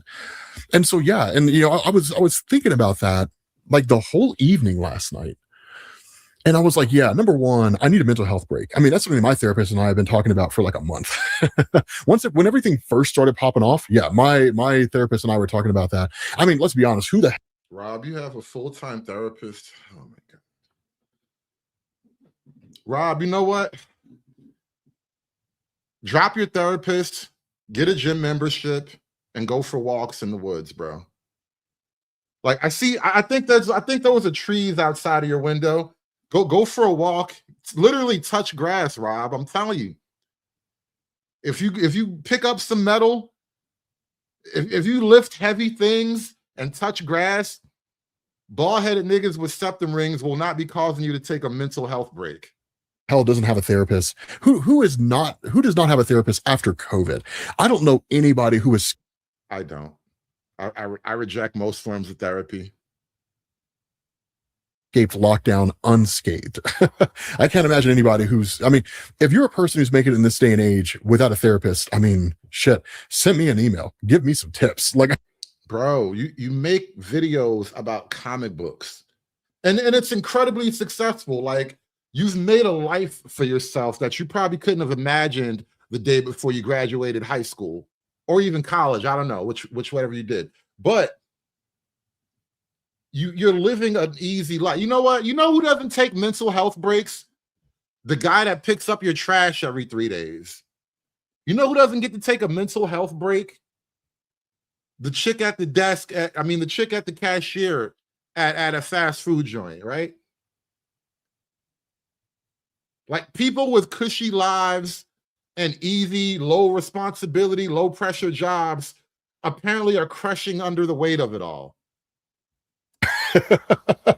I need to know how you're doing it, to be honest with you. Like, I need to know. But you know, with that, yeah, when I was thinking about that, I was like, yeah, I 100% need a mental health break. But honestly, bro, just take a vacation to Jamaica and get drunk for 3 days straight. Like normal people do. See, I'm just not interested in bringing that crap onto my channel. I'm not interested in doing that. Right? It makes me feel sick when I do it. I feel miserable whenever I do it. I don't understand how somebody could take enjoyment out of it. Right? But I just feel like a shitty human being whenever I do that. Yeah. I think Rob actually has a wife. I think Rob's married to a black woman too, by the way. I something tells me I've seen a picture of them before. That's kind of why it's in my mind. But I'm pretty sure Rob actually has a wife. Anyway, liberal relationships are, you know, it's a strange land. I mean, don't get me wrong. I certainly think that there's certainly things worth polarizing over. And there are certainly topics that need to be discussed, right? I think that's very important. I don't think that should be ignored, right? Those are certainly things that need to happen. But farming drama out of it all, it's not really something that I'm interested in, right? I have no interest in being a part of that community. So anyway, as far as that break goes, or as far as this break goes, I will be out until the beginning of May, maybe like the first or second day of May. So it's going to be a couple weeks that I'm going to be out. So it's not going to be forever. I will say we are going to miss out on some dope stories. Absolute Batman number 19 comes out this week. I don't know. I may take a break from my break and make a video on Absolute Batman 19. Yeah, see, I may take a break from my break. No, Rob, that's not how it works. Just take a little vacation, go to the Dominican Republic, get one of those little drinks with a coconut and the umbrella on it, and get your ass back to work, bro. Stop being such a chick. Like, I could accept this more if it was coming from a chick. I swear to God. A chick says, I need a mental health break. Like, all right, whatever, sweetie. Go pop a pill and come back to me when you're normal again. Because I'll be honest, man, I fucking love Absolute Batman. For those of you guys who don't know, that's when we get Absolute Scarecrow. Yeah, the Absolute Universe is dope. I've been kind of paying attention to the new Absolute Universe. The Absolute Universe in DC is crushing the Ultimate Universe in Marvel right now. Like, Marvel is dead right now. Good thing they have movies and TV shows. That comic is going to be nuts. Like, I'm very excited to see what nightmare fuel Scott Snyder has dreamed up. If ever there were a comic that was going to be called like Absolute Scarecrow is Nightmare Fuel, that would be it. Hey, Freeman, listen, I'm with you, bro. And like, I like Rob. I started this out by saying he is one of the 2 channels that I get my comic book information from. And the other channel, the guy died the year ago. So Rob is pretty much the last guy standing, right? At the same time, Rob, this is, as Freeman Journal says, an almost unbelievable level of bitch assness, right? This is galactic levels of bitch assness. Like, you would have to scour the multiverse to find comparable bitch assness. Like, Rob, come on, what are you doing, bro? Man up and make comic book videos. Like, think about how ridiculous that sentence is, right? Man up and make comic book videos. That's how easy your life is right now. But yet somehow you feel the need to take a mental break. Like, smoke some weed, nigga. Roll a blunt and get back at it. If ever there were a video that we were going to title such and such is Nightmare Fuel, that's going to be it, man. I can't imagine an Absolute Scarecrow being anything other than the most horrifying thing that you or I could possibly imagine. And I don't know, man. Scott Snyder, I love you to death, man. I really, really do. But I got to be honest, man, with the stuff that you concoct for the Absolute Universe, if you see this, the stuff that you concoct with the Absolute Universe, sometimes I feel like that whatever goes on in your head is darker than anything that any of us could ever imagine. I don't know, man. I love you. But shout out to my man Dick Dog with the $10. He says the biggest mistake was when they made comic book heroes move into a non-readable media. Now you have these visually stimulated individuals engaged. Well, I mean, I think that's probably just a matter of technology. Like, back when David Hasselhoff was Nick Fury, Hollywood didn't have the level of Hollywood magic to properly bring, like, you know, Spider-Man movies to life, right? Remember when Spider-Man first hit. I think that was probably like, not counting Blade, because you really can't give the MCU any credit without giving Blade the initial credit, right? Blade literally saved Marvel. That is a true story of like Marvel as a company, right? Marvel was circling the drain, and then they dropped Blade, and that kind of brought them back. And then, you know, that was the beginning of like Marvel Studios or whatever. But I think because the technology has just sort of like, imagine what kind of superhero movies we'll get now that we have AI. Like, think of all the superhero team up moves. You remember when they came out with like the Marvel team up video game? I forget the name of the video game, but there was like a Marvel Heroes game where like you could have a team of superheroes, and any two superheroes you use would have like some team up super maneuver thing they could do. Like, imagine that with AI now. Like, we got a little taste of that with like the Avengers or whatever, or with like the DC movies, but like now we have AI to power these things. Imagine the visual stimulation. We're gonna overload on visual stimulation before it gets too far. But I think, Doug, what you're complaining about is just it can't be helped. It's just a problem of modern technology. You know what I mean? We're all overly stimulated at this point. Speaking of visual stimulation, y'all, smash that super chat button from me. Hulk! Smash!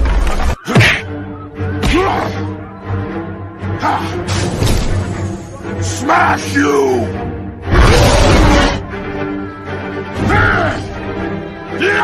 You make Hulk angry! You not like Hulk angry! Hulk no like fighting girls. And I think that's probably a truth, Freeman's Journal. We need a new generation that grew up getting bullied. Something about being on like the social outskirts, it kind of hones, you know, some people's creativities. Because otherwise you would have spent that time chasing girls like the jocks and shit. But we can't all be jocks. Some of us have to have creative resentment. And shout out to Eric July. He's got his own, speaking of creatives, he has his own like standalone universe of comics with his own self-contained, self-created characters, right? And he's been successful. I don't know the numbers. I haven't looked close enough to compare them, but like as indie comics go, Eric July is the man right now. Let's read this. So Rob from Comics Explained is taking a break from YouTube because this dumb MFer is mad that he isn't covering his comics, F Eric July and F the Rippaverse. So guys, this is what I'm talking about. Quick recap. I did a video responding to Comics Explained saying that he wouldn't cover the Rippaverse. You know what I said? That it's to be expected, and he's under no obligation to cover us. Apparently, a few hours after my video, Comics Explained said that he'd be taking a break. Not once did he mention me, and that would have been impossible given the timing. In fact, I believe he attributes some of the drama he's experienced to another YouTuber who, oddly enough, back when I was a YouTuber, I debated. I even defended Comics Explained in that situation. Now, does this commenter know this statement is untrue? Probably, but it doesn't matter. This is a signal. It's aimed at people who won't do any research of their own. It's more about confirmation bias. These people work backwards. You're going to be whatever they need you to be in order for them to justify their nastiness. They start from the conclusion and reverse engineer the reasoning. And that's why I don't recommend spending a lot of effort trying to argue or present the truth to people like this. That's not something that they're interested in. And then I think Rob taking his mental health break all started here. He has been going through this like running beef with a Blurred Without Fear for a month or two now. And I think I lightly touched on the subject a few weeks ago, but I wasn't well informed enough as to like why these people are beefing with each other, but you don't really need to be well informed. This is typical liberals hating on anybody who doesn't toe the line. Because Rob is a liberal. Rob is not right-wing. He's not a Trumper. He's not a conservative. Yet, because Rob doesn't do what he's told by, I guess, his superiors, I guess these are like his superior in blackness or whatever. He's supposed to listen to this bald nigga with the septum. Okay. I had planned to never really talk about Rob of Comics Explain ever again. And when he dropped his Dakota incident video, I was going to leave it alone. There were lots of people who were literally telling me, ether this man for how lazily he did it. And I didn't do it. It was an easy layup. I easily could have done it. And I said, you know what? I'm going to be better and just leave it alone. And then something else happened. He dropped a video that he kind of tried to frame as though it was all about Val-Zod, but it actually really was not all about Val-Zod. That was another thing altogether. But once again, I feel like everything I have said has struck him in some way to where he's now trying to move differently. And then something else happened. It was a new video that recently came out last week. He did a video about a black indie comic called The Antagonist. Now, this is a book I have talked about. Now, apparently, the creator of The Antagonist is not like Rob. He is definitively like right-leaning.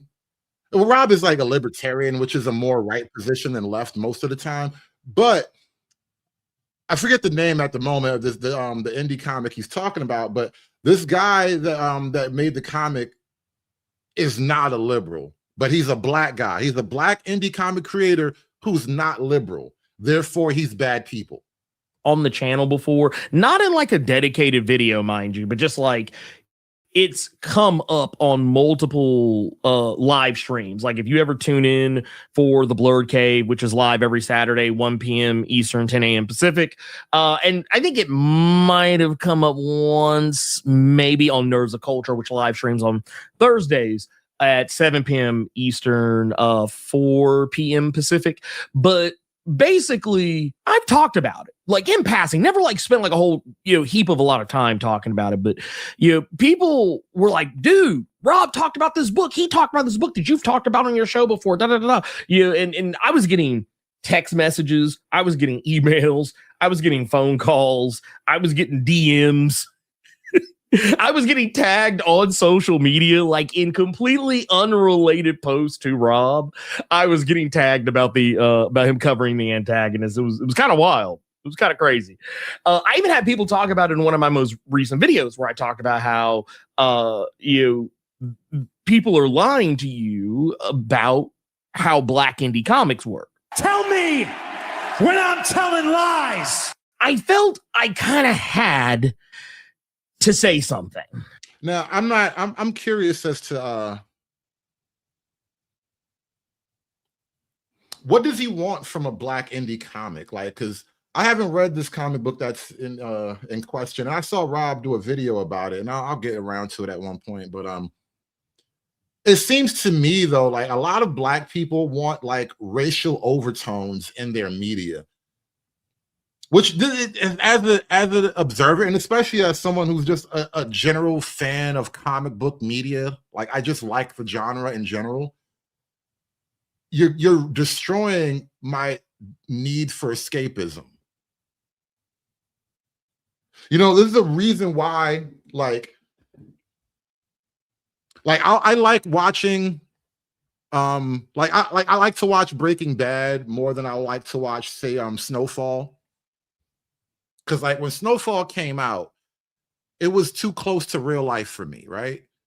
A lot of these hood movies and hood TV shows, dudes selling drugs, getting shot at, the women, the cars, the outfit, all that stuff.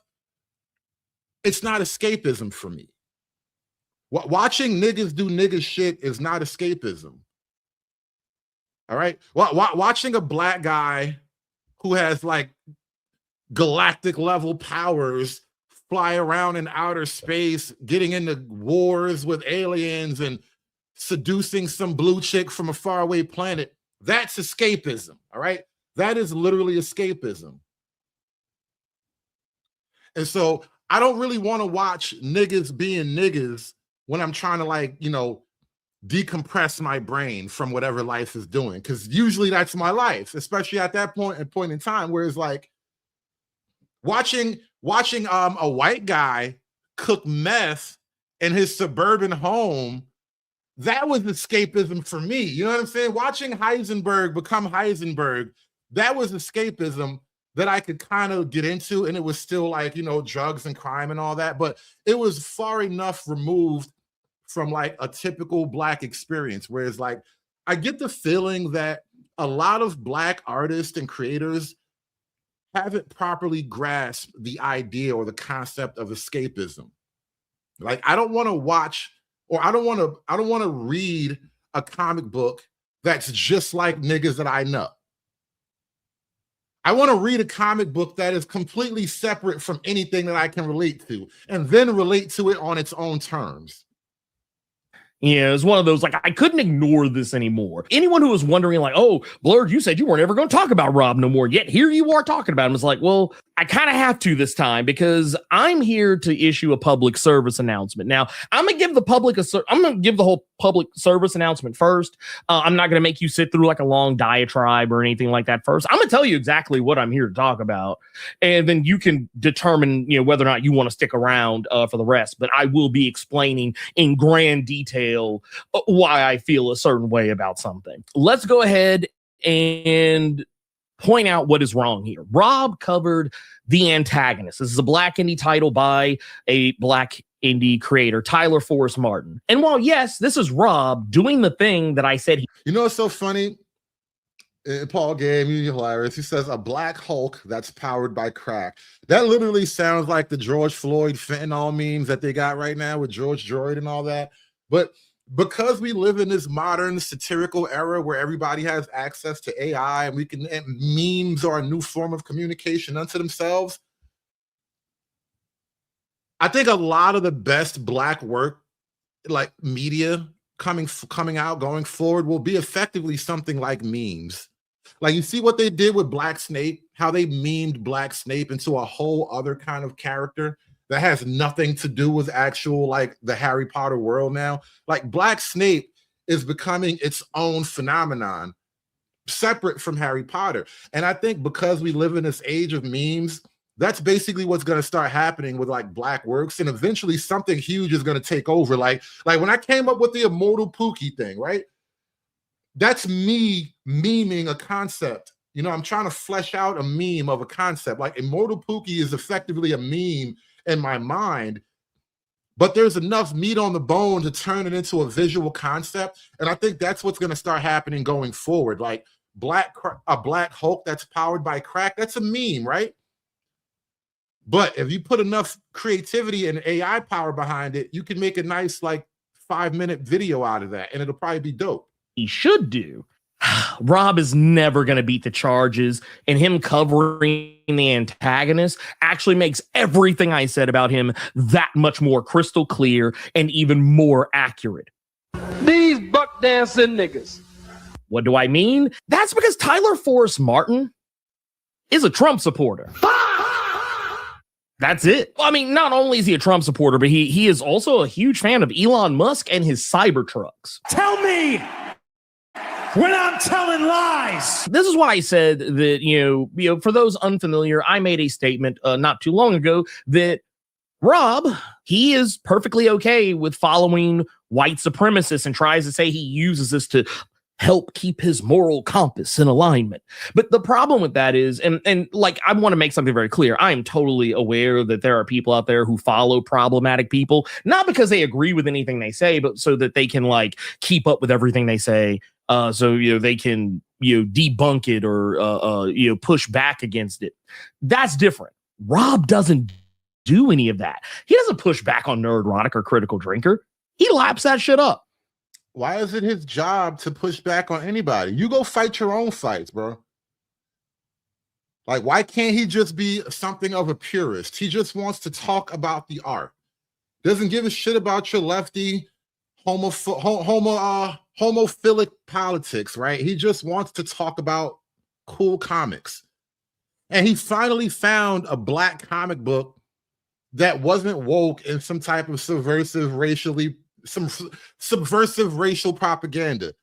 And you can't convince me otherwise. And the fact that, like, one of the first indie books he ran to was one that was by a whole Trump supporter. And I want to make something clear. Tyler does not hide that at all. I literally have screenshots, text messages, all kinds of shit, that basically point out, how far right he leans and what kind of time he was on and just how stupid he actually really is. But yeah, that's another story altogether. Tell me when I'm telling lies. Why do I have a problem with it? That you're going to have to sit down and figure out why. Beyond just the basic stuff of him being a Trump supporter. Look, I'm going to make something clear here. Yes. Believing in normal biological reality, believing that everything that everybody believes for most of world history makes you, a bad black person, apparently. I'm all about BDS. For those that don't understand what that means, that is boycott, divest, and sanction. This is a thing that you typically hear in more political spaces, but I use it in terms of just how I move in general. If I determine that someone is on that Fox News bullshit, I have every right to not support any and everything that they do. Now, it's not to say that I don't, have things that I enjoy that are made by problematic people. But the difference is that I try and limit those things to things I loved before I found out that person was problematic. Case in point, like I'm a huge fan of Lord of the Rings. J.R.R. Tolkien's whole racist. So too is H.P. Lovecraft. He was so comically racist that even other races thought he was silly. Yeah, everybody was horribly racist by modern standards, bro. Everybody before like 1945 was an incredible racist by modern standards. So I guess we just have to throw all of world history, just flush all world history down the drain because Negroes mad.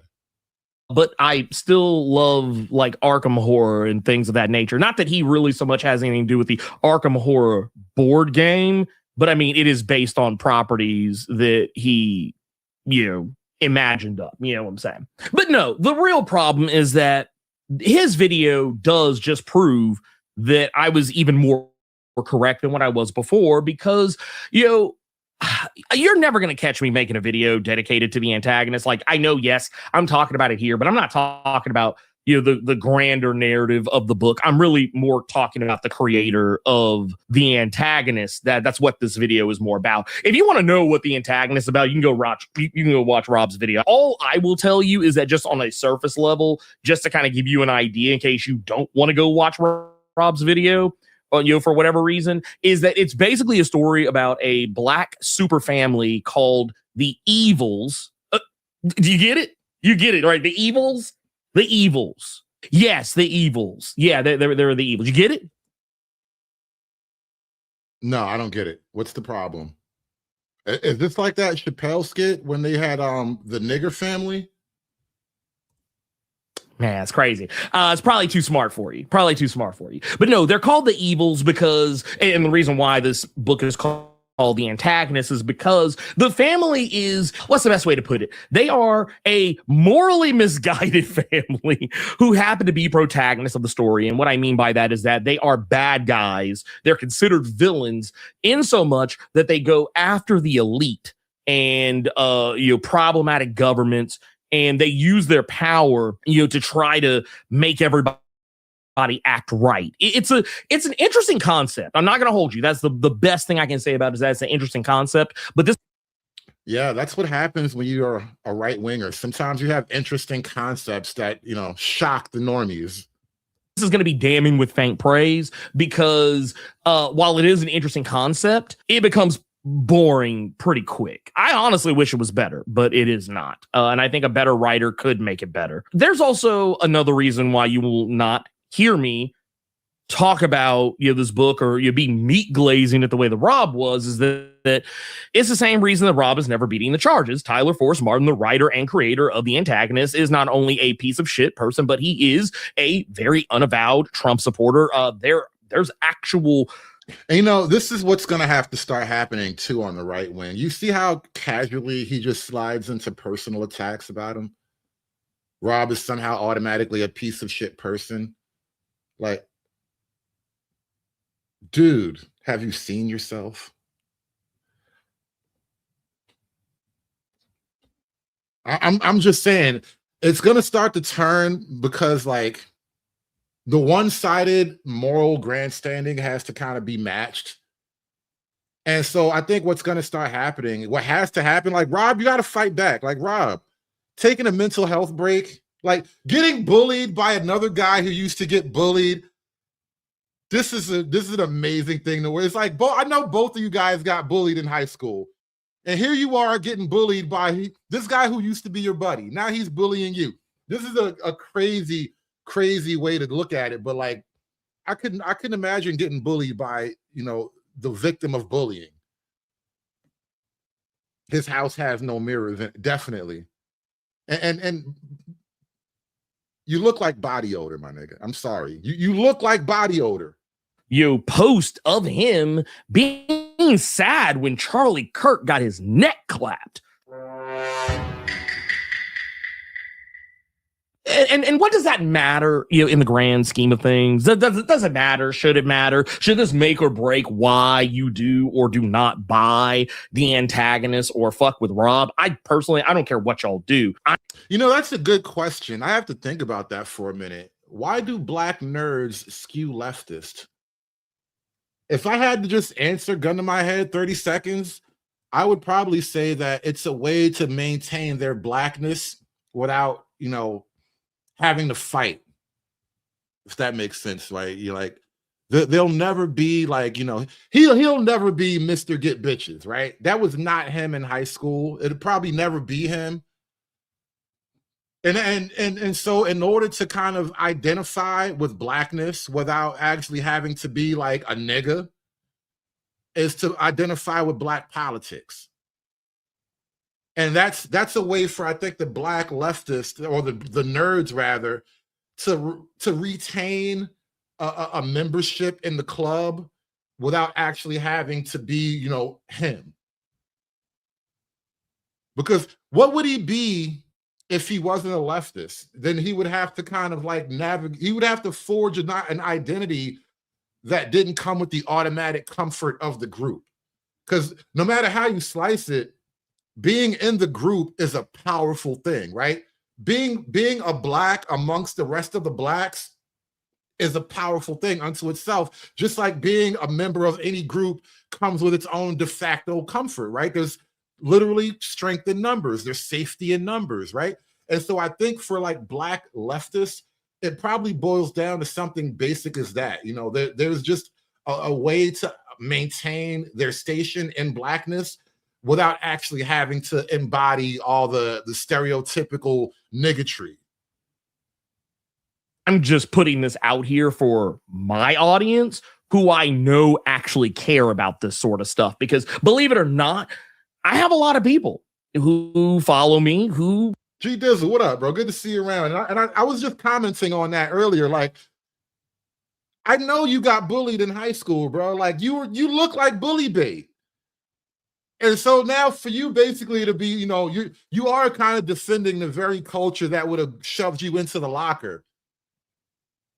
That's really the thing. No, you kind of hit that right on the head, G Dizzle. Like, he is defending maybe not an individual, but the very culture and spirit of people that would have been shoving him into lockers back in the day.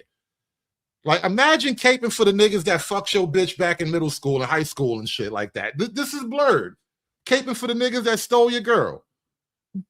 Are not that differently aligned from myself, who, if they discover that, matter of fact, one of my mods, I don't know if he wants me to put him on blast like this, but one of my mods was a person who put me on game about the antagonist. And when I mean on game, I mean like before any of us knew what Tyler Forrest Martin was really about.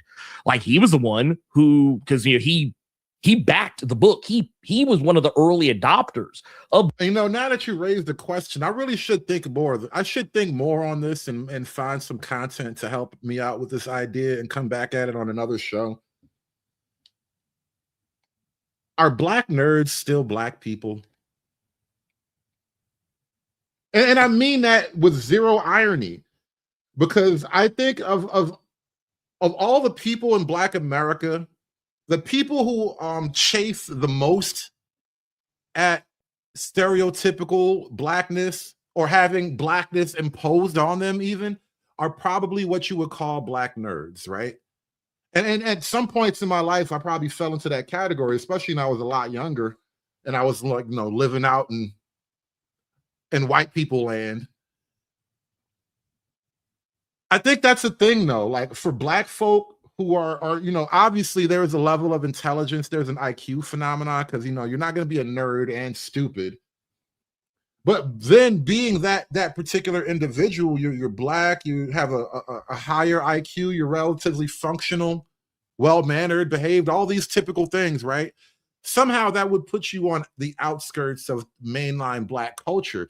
And then being on the outskirts of mainline black culture, you now have to make a choice. Do I find a way back in, or do I chart a course further out? And I know for me personally, I went deeper in before I started to pull all the way out. Because there is a draw, there is a magnetic pull into, niggerdom. Niggatry has a magnetic sensor that is very powerful. The book, and it also came up because, and this is where we're going to kind of get into the fuckery with Tyler, but basically just know, we're going to put a pin in that. There's a reason why this part's important. But no, when he gave me, he gave me a digital copy of the book. That's how I read it. And I was like, okay, cool. All right. I don't see why everybody's so hype about this, but I mean, it's a, like, what it is. It's an aggressively okay story. That's basically what it is.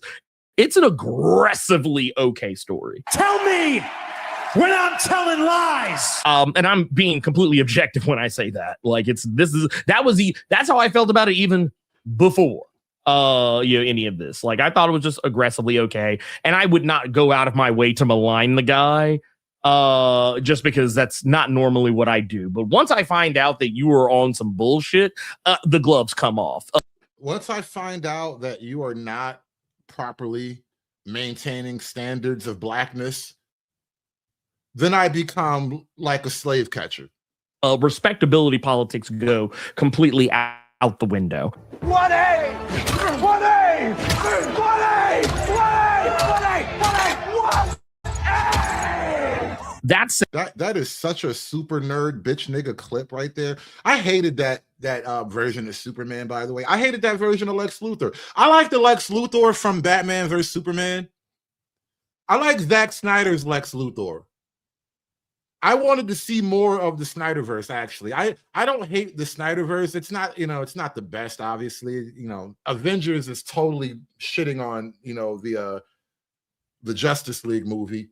That being said, Snyderverse had some good points to it. Looking back now, Henry Cavill was our Superman. Ben Affleck is a way better Batman than that emo twink guy that they got to replace him. Ben Affleck is like 6 foot, 200 something pounds. Like, he's Batman built. Don't replace Batman with the twink vampire. Why would you replace Batman with the twink vampire? Like, I hate that whole concept. And again, their Luthor was actually a lot more charming. There's something about being an evil genius that you have to have a level of charm. That guy, he was just a nerd with money. I hated him as Lex Luthor.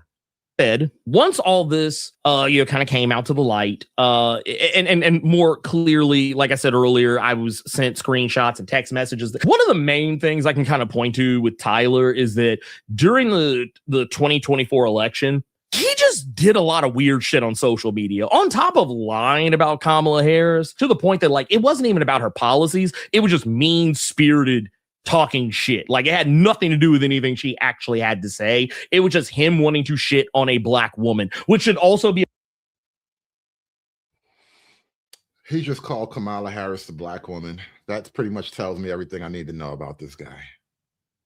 G Dizzle says, most leftist black nerds just put on an act. They talk all biggity black, but stay surrounded by the white man 24/7.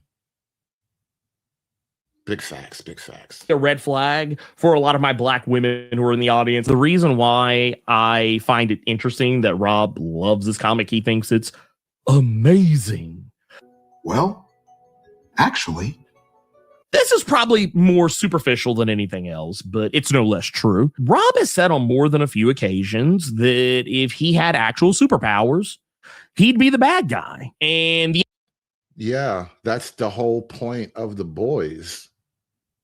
That's Rob being honest. Listen, if I had superpowers, you think I'd be out here helping you bitch ass niggas? Like, come on. Come on.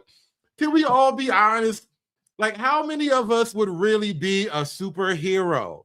At least not on the first day. Maybe after a year or two, I might start feeling bad and, I come out to help an old lady across the street or some shit like that. But, like, that's basically the idea, because that is a more accurate projection of the human spirit. With great power comes a great asshole, okay? Anybody that has too much, anybody that's OP tends to be unlikable.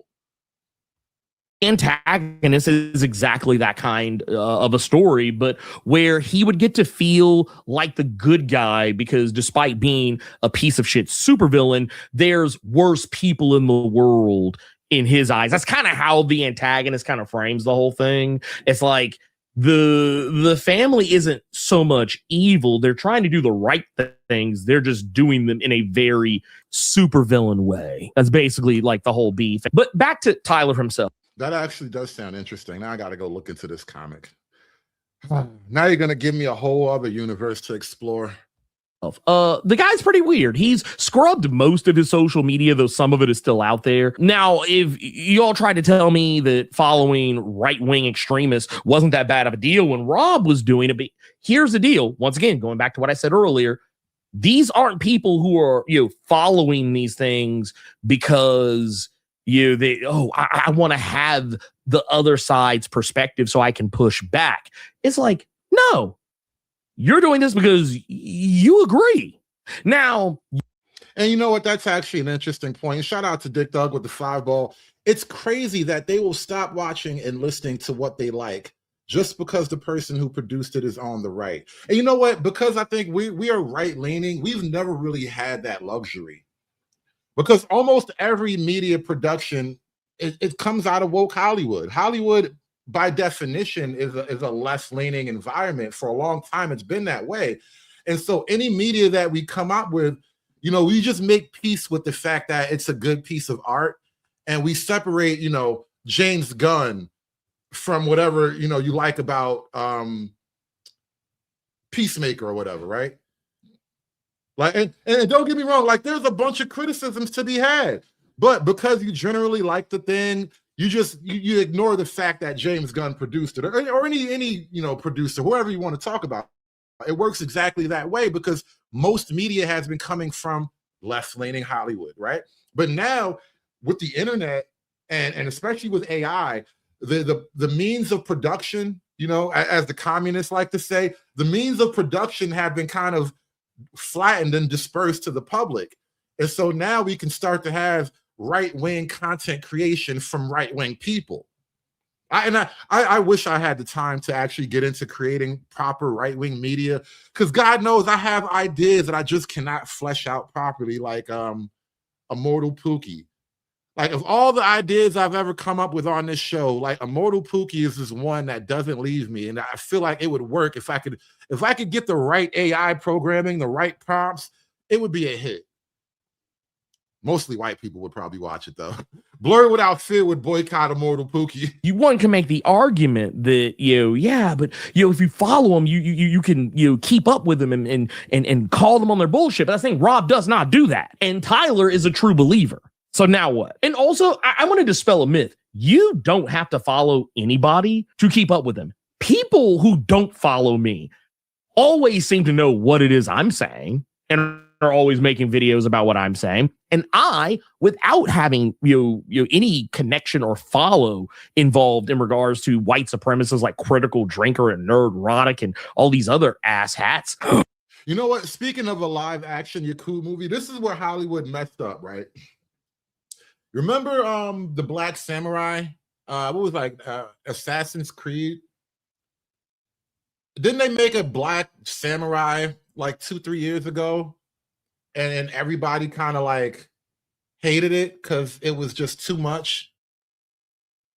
And I think the problem is, though, there is actually like a historical reference to the Black Samurai Yasuke. he wasn't a proper samurai by a like military title. I don't think that's the word for him, but we know we're not Japanese, so anybody with a sword is a samurai, right? But Hollywood could have took him and made him a thing, right? They would have totally had to like hyper aggrandize the dude and make him way larger than life, but it's like they shove blackness down your throat when it need not be. You know, or like for example, in Game of Thrones, right? This pisses me off about Game of Thrones. And it's almost a similar concept in Lord of the Rings, right? So and Game of Thrones, by the time they created that spin-off series, they come up with Black Valyrians. Which Game of Thrones had Black people in it organically. They had a whole continent that was effectively the Africa of their world. And they also had Black people dispersed throughout that land where the dragon chick was at, right? Daenerys was riding around. One of the first people she met once she became like the dragon queen was a nigga. Now he was a Nigerian prince scammer though. Like literally, if you really peep Game of Thrones, the very first Black friend that Daenerys had was a Nigerian prince scammer nigga. It was a hilarious subplot, low key. It was low key like the funniest joke ever. It took me a while to realize that they worked that shit in there. But that nigga from Qarth was a Nigerian prince scamming the hell out of her. But it worked. It fit the whole universe, right? So Game of Thrones naturally had Black people. They already had their own version of Nigerian princes. You didn't have to go out and like create new niggas and make them like pseudo dragon riding Valyrians. It feels forced. It really does feel forced, right? And so at some point you realize that something must have happened to all the Black dragon riders, right? Did the whole Game of Thrones universe just like racially annihilate the Black Valyrians?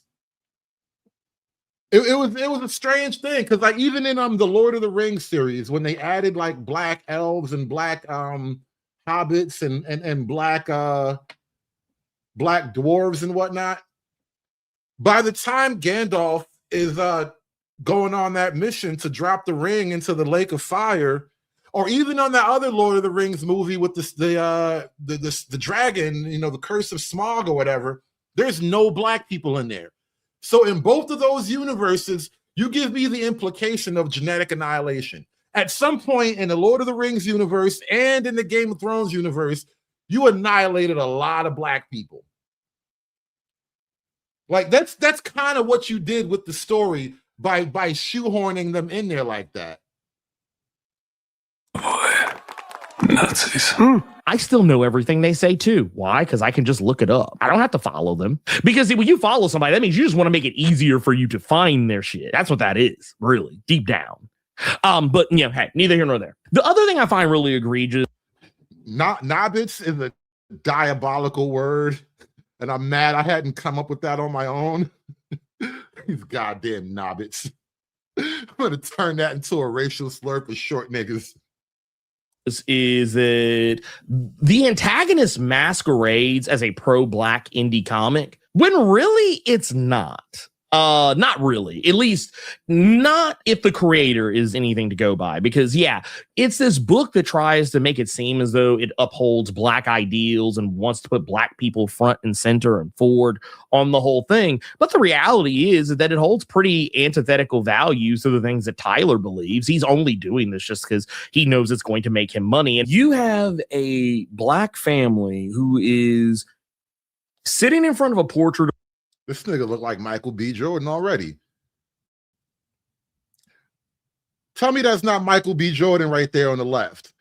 I can tell what you're doing, nigga. I can already tell the play that you're making. You know, if this catches on, I already know who's going to star in this shit. Come on, bro. Come on, bro. I see what you're doing.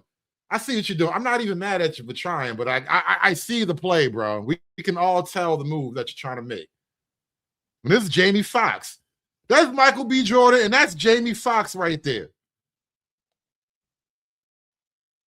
of Malcolm X, like one of the most iconic Black civil rights leaders of all time. And you have this family standing in front of this portrait, espousing values that are kind of like the cartoonish version of Malcolm X that people like assume are Malcolm X beliefs. But you're also, as a creator, you are MAGA, which is the antithesis of Black values. MAGA. What are Black values?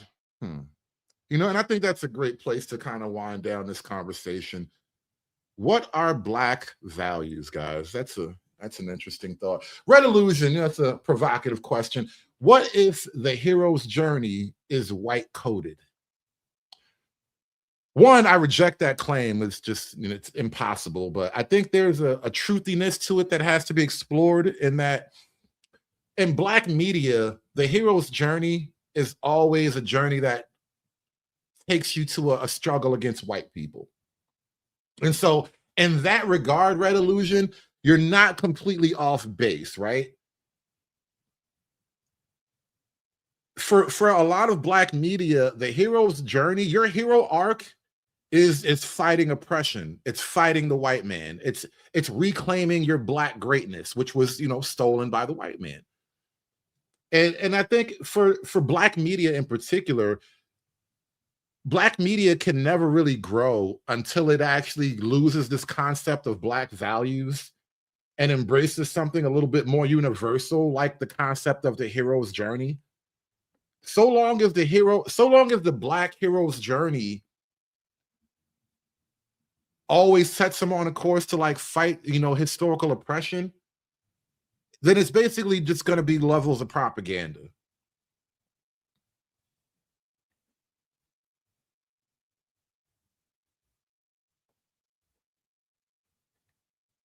Are you talking about Carl Bashir? Are you talking about Blue Marvel, Freeman's Journal?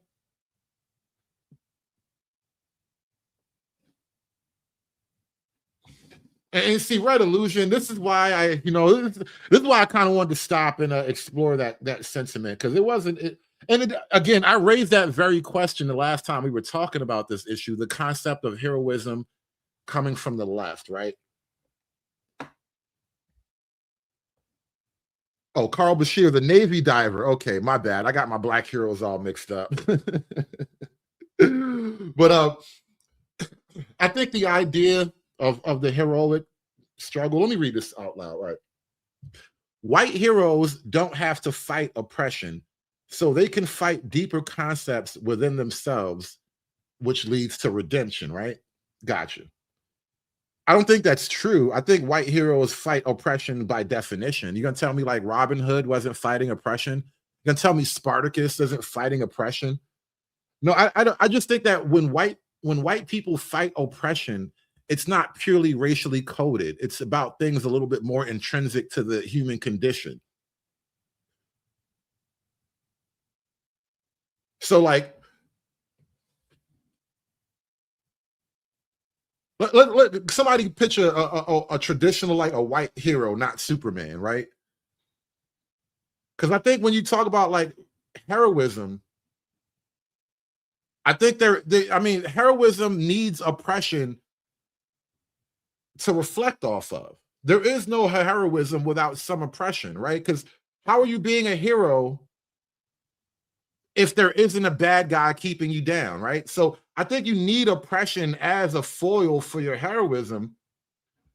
But in that, the oppression is almost never like this race propaganda, Like even in Star Wars, like the Empire, there's a lot of white actors in the Empire, but technically the Empire is a human-centric organization. Like Star Wars, if you think about it, Star Wars is a very like human supremacy type of movie.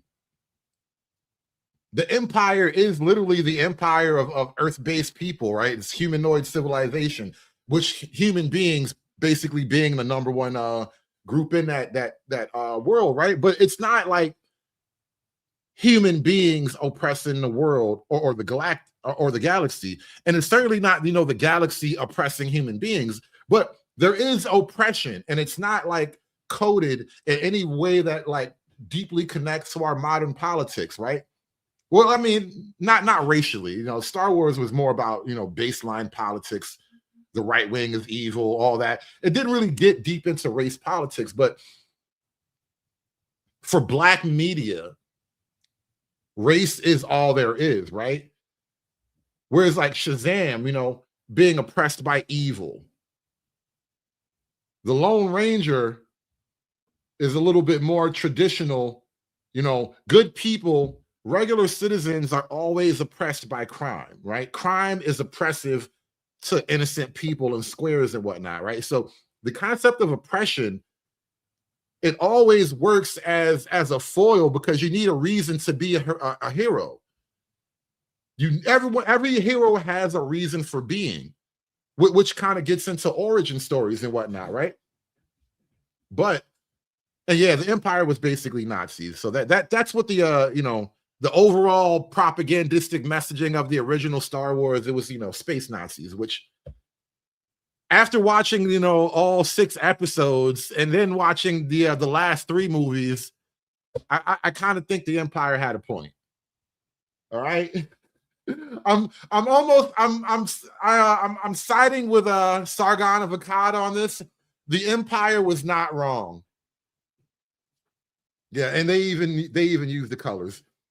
The Empire was not wrong.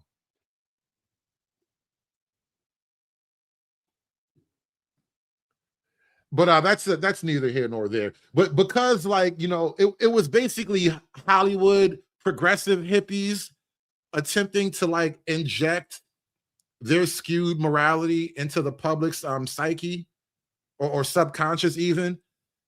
You have to come to grips with the fact that maybe the Empire had a point. Or you know what else I realized? Something else occurred to me. I was cracking up when I caught this. Like, it's in almost all of our childhood propaganda, right? You realize G.I. Joe was basically the precursor to your modern, diverse, woke military. Like think about what G.I. Joe represents, and then think about what Cobra and Cobra Commander represents, right? Cobra was a stand-in for like Germany. Cobra was basically like Cobra Commander was Adolf after the war. You know, he got disfigured in a bombing, and so he had to hide his face and come back and start over again. But Cobra was basically like a cartoon depiction of, like, you know, some type of Nazi party, right? And so what they've done is inject that post-World War II paradigm into so much of our media that we have kind of almost lost base with we've lost a baseline morality. Didn't the South figure this out? Probably so. But we've kind of lost touch with baseline morality, because ever since World War II, the messaging and the concept of morality has been effectively subverted, so that the heroes are the good guys. I mean, so that the heroes are the bad guys, and the bad guys are actually heroic, if you think about it. But that's really what the job of Hollywood has been for the last 50, 60 years, has been to like pervert morality. Which is also why, you know, now that we've had our baseline concepts of morality perverted enough that people are questioning everything, then you can introduce, like, you know, that clip I showed you earlier, where like the gay couple adopting a daughter and all that. Like, it took a lot of propaganda to get us away from our baseline reality to actually start to twist other realities that come down the line, like your sexual morality and all that, right? And then there's the concept of the anti-hero.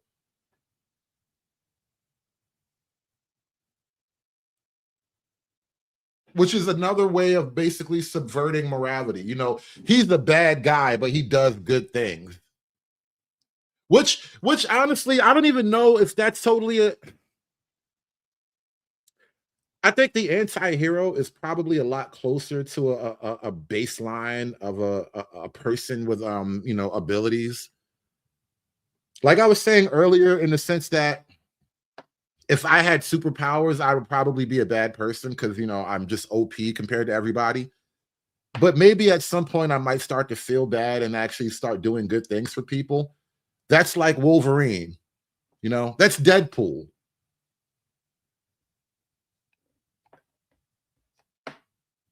And obviously these are like, you know, extreme caricatures of the human condition.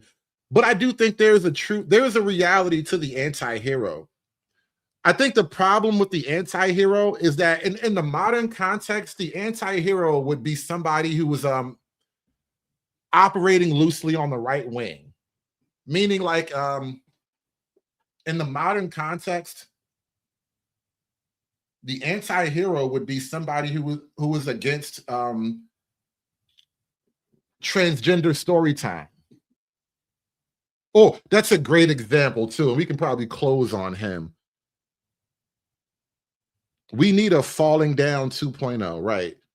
Michael Douglas in Falling Down was a great example of the modern anti-hero. But in reality, he was warring against progressivism and diversity and globalism. His anti-heroic nature was really an extension of him being abused by the modern progressive world. And so because modern progressive morality had betrayed him, he thus found himself as some type of an accidental anti-hero. And it all came together at the very last scene. And I think Rob from Comics Explained maybe had like this himself. When did I become the bad guy? When did Rob from Comics Explained become some type of anti-hero? Being abused by progressivism and liberalism and the convoluted morality of progressives and liberals, it will eventually push you into your most anti-heroic form ever. And then, my son, you will finally be a man. Let's go meet some nice policemen. They're good guys. Come on, let's go. I'm the bad guy? Yeah.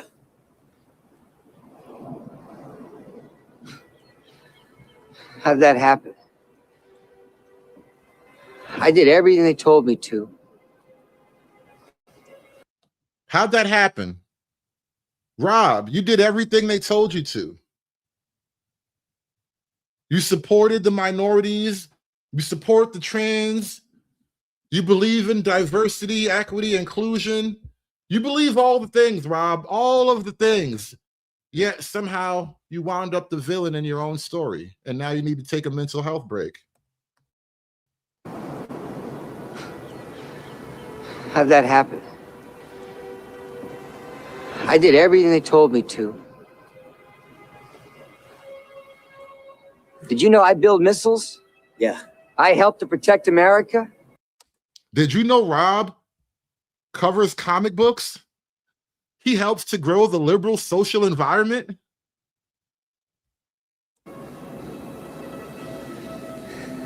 You should be rewarded for that.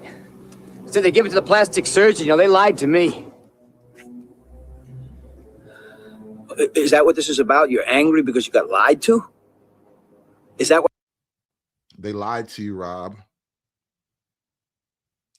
They told you if you just if you said the words and you didn't marry a white woman, you could keep your black card, Rob. Rob, you thought all you had to do was marry black and avoid Becky, and you could keep your white card. I mean, you can keep your black card. Sadly, Rob, that's not how it works. Your black card will always be challenged. No one's black card is ever safe. You can never be black enough. That's why I don't even try anymore. I don't even try anymore. I'm entering my post-black era. I'm like post-nigga. I'm on a whole new level now. Rocketing off into a post-racial reality. Because you can never be black enough. And the more you try to be black, the further away from like objective reality you seem to wind up. And I actually kind of like it here. I like living in the real world with regular people. You know, it's not always great, but it's better than fantasy. And I guess I'll leave you on that note. My post-black reality. I appreciate you guys coming out for the show. I thank you all greatly for listening to me rant about this, that, and the third. Like, share, and subscribe. Thank you so much for coming out today. We'll see what the day does. Maybe I'll be back, maybe not. I got some work to get done, but I appreciate you guys listening to me rant this. I had to get this off my chest. So like, share, and subscribe, and don't stay black. Aspiring to be patriarchs like what white men have, that isn't freedom. That isn't going to help anybody. It's certainly not going to help black people. It's done. It's done. It's done. It's done. It's done.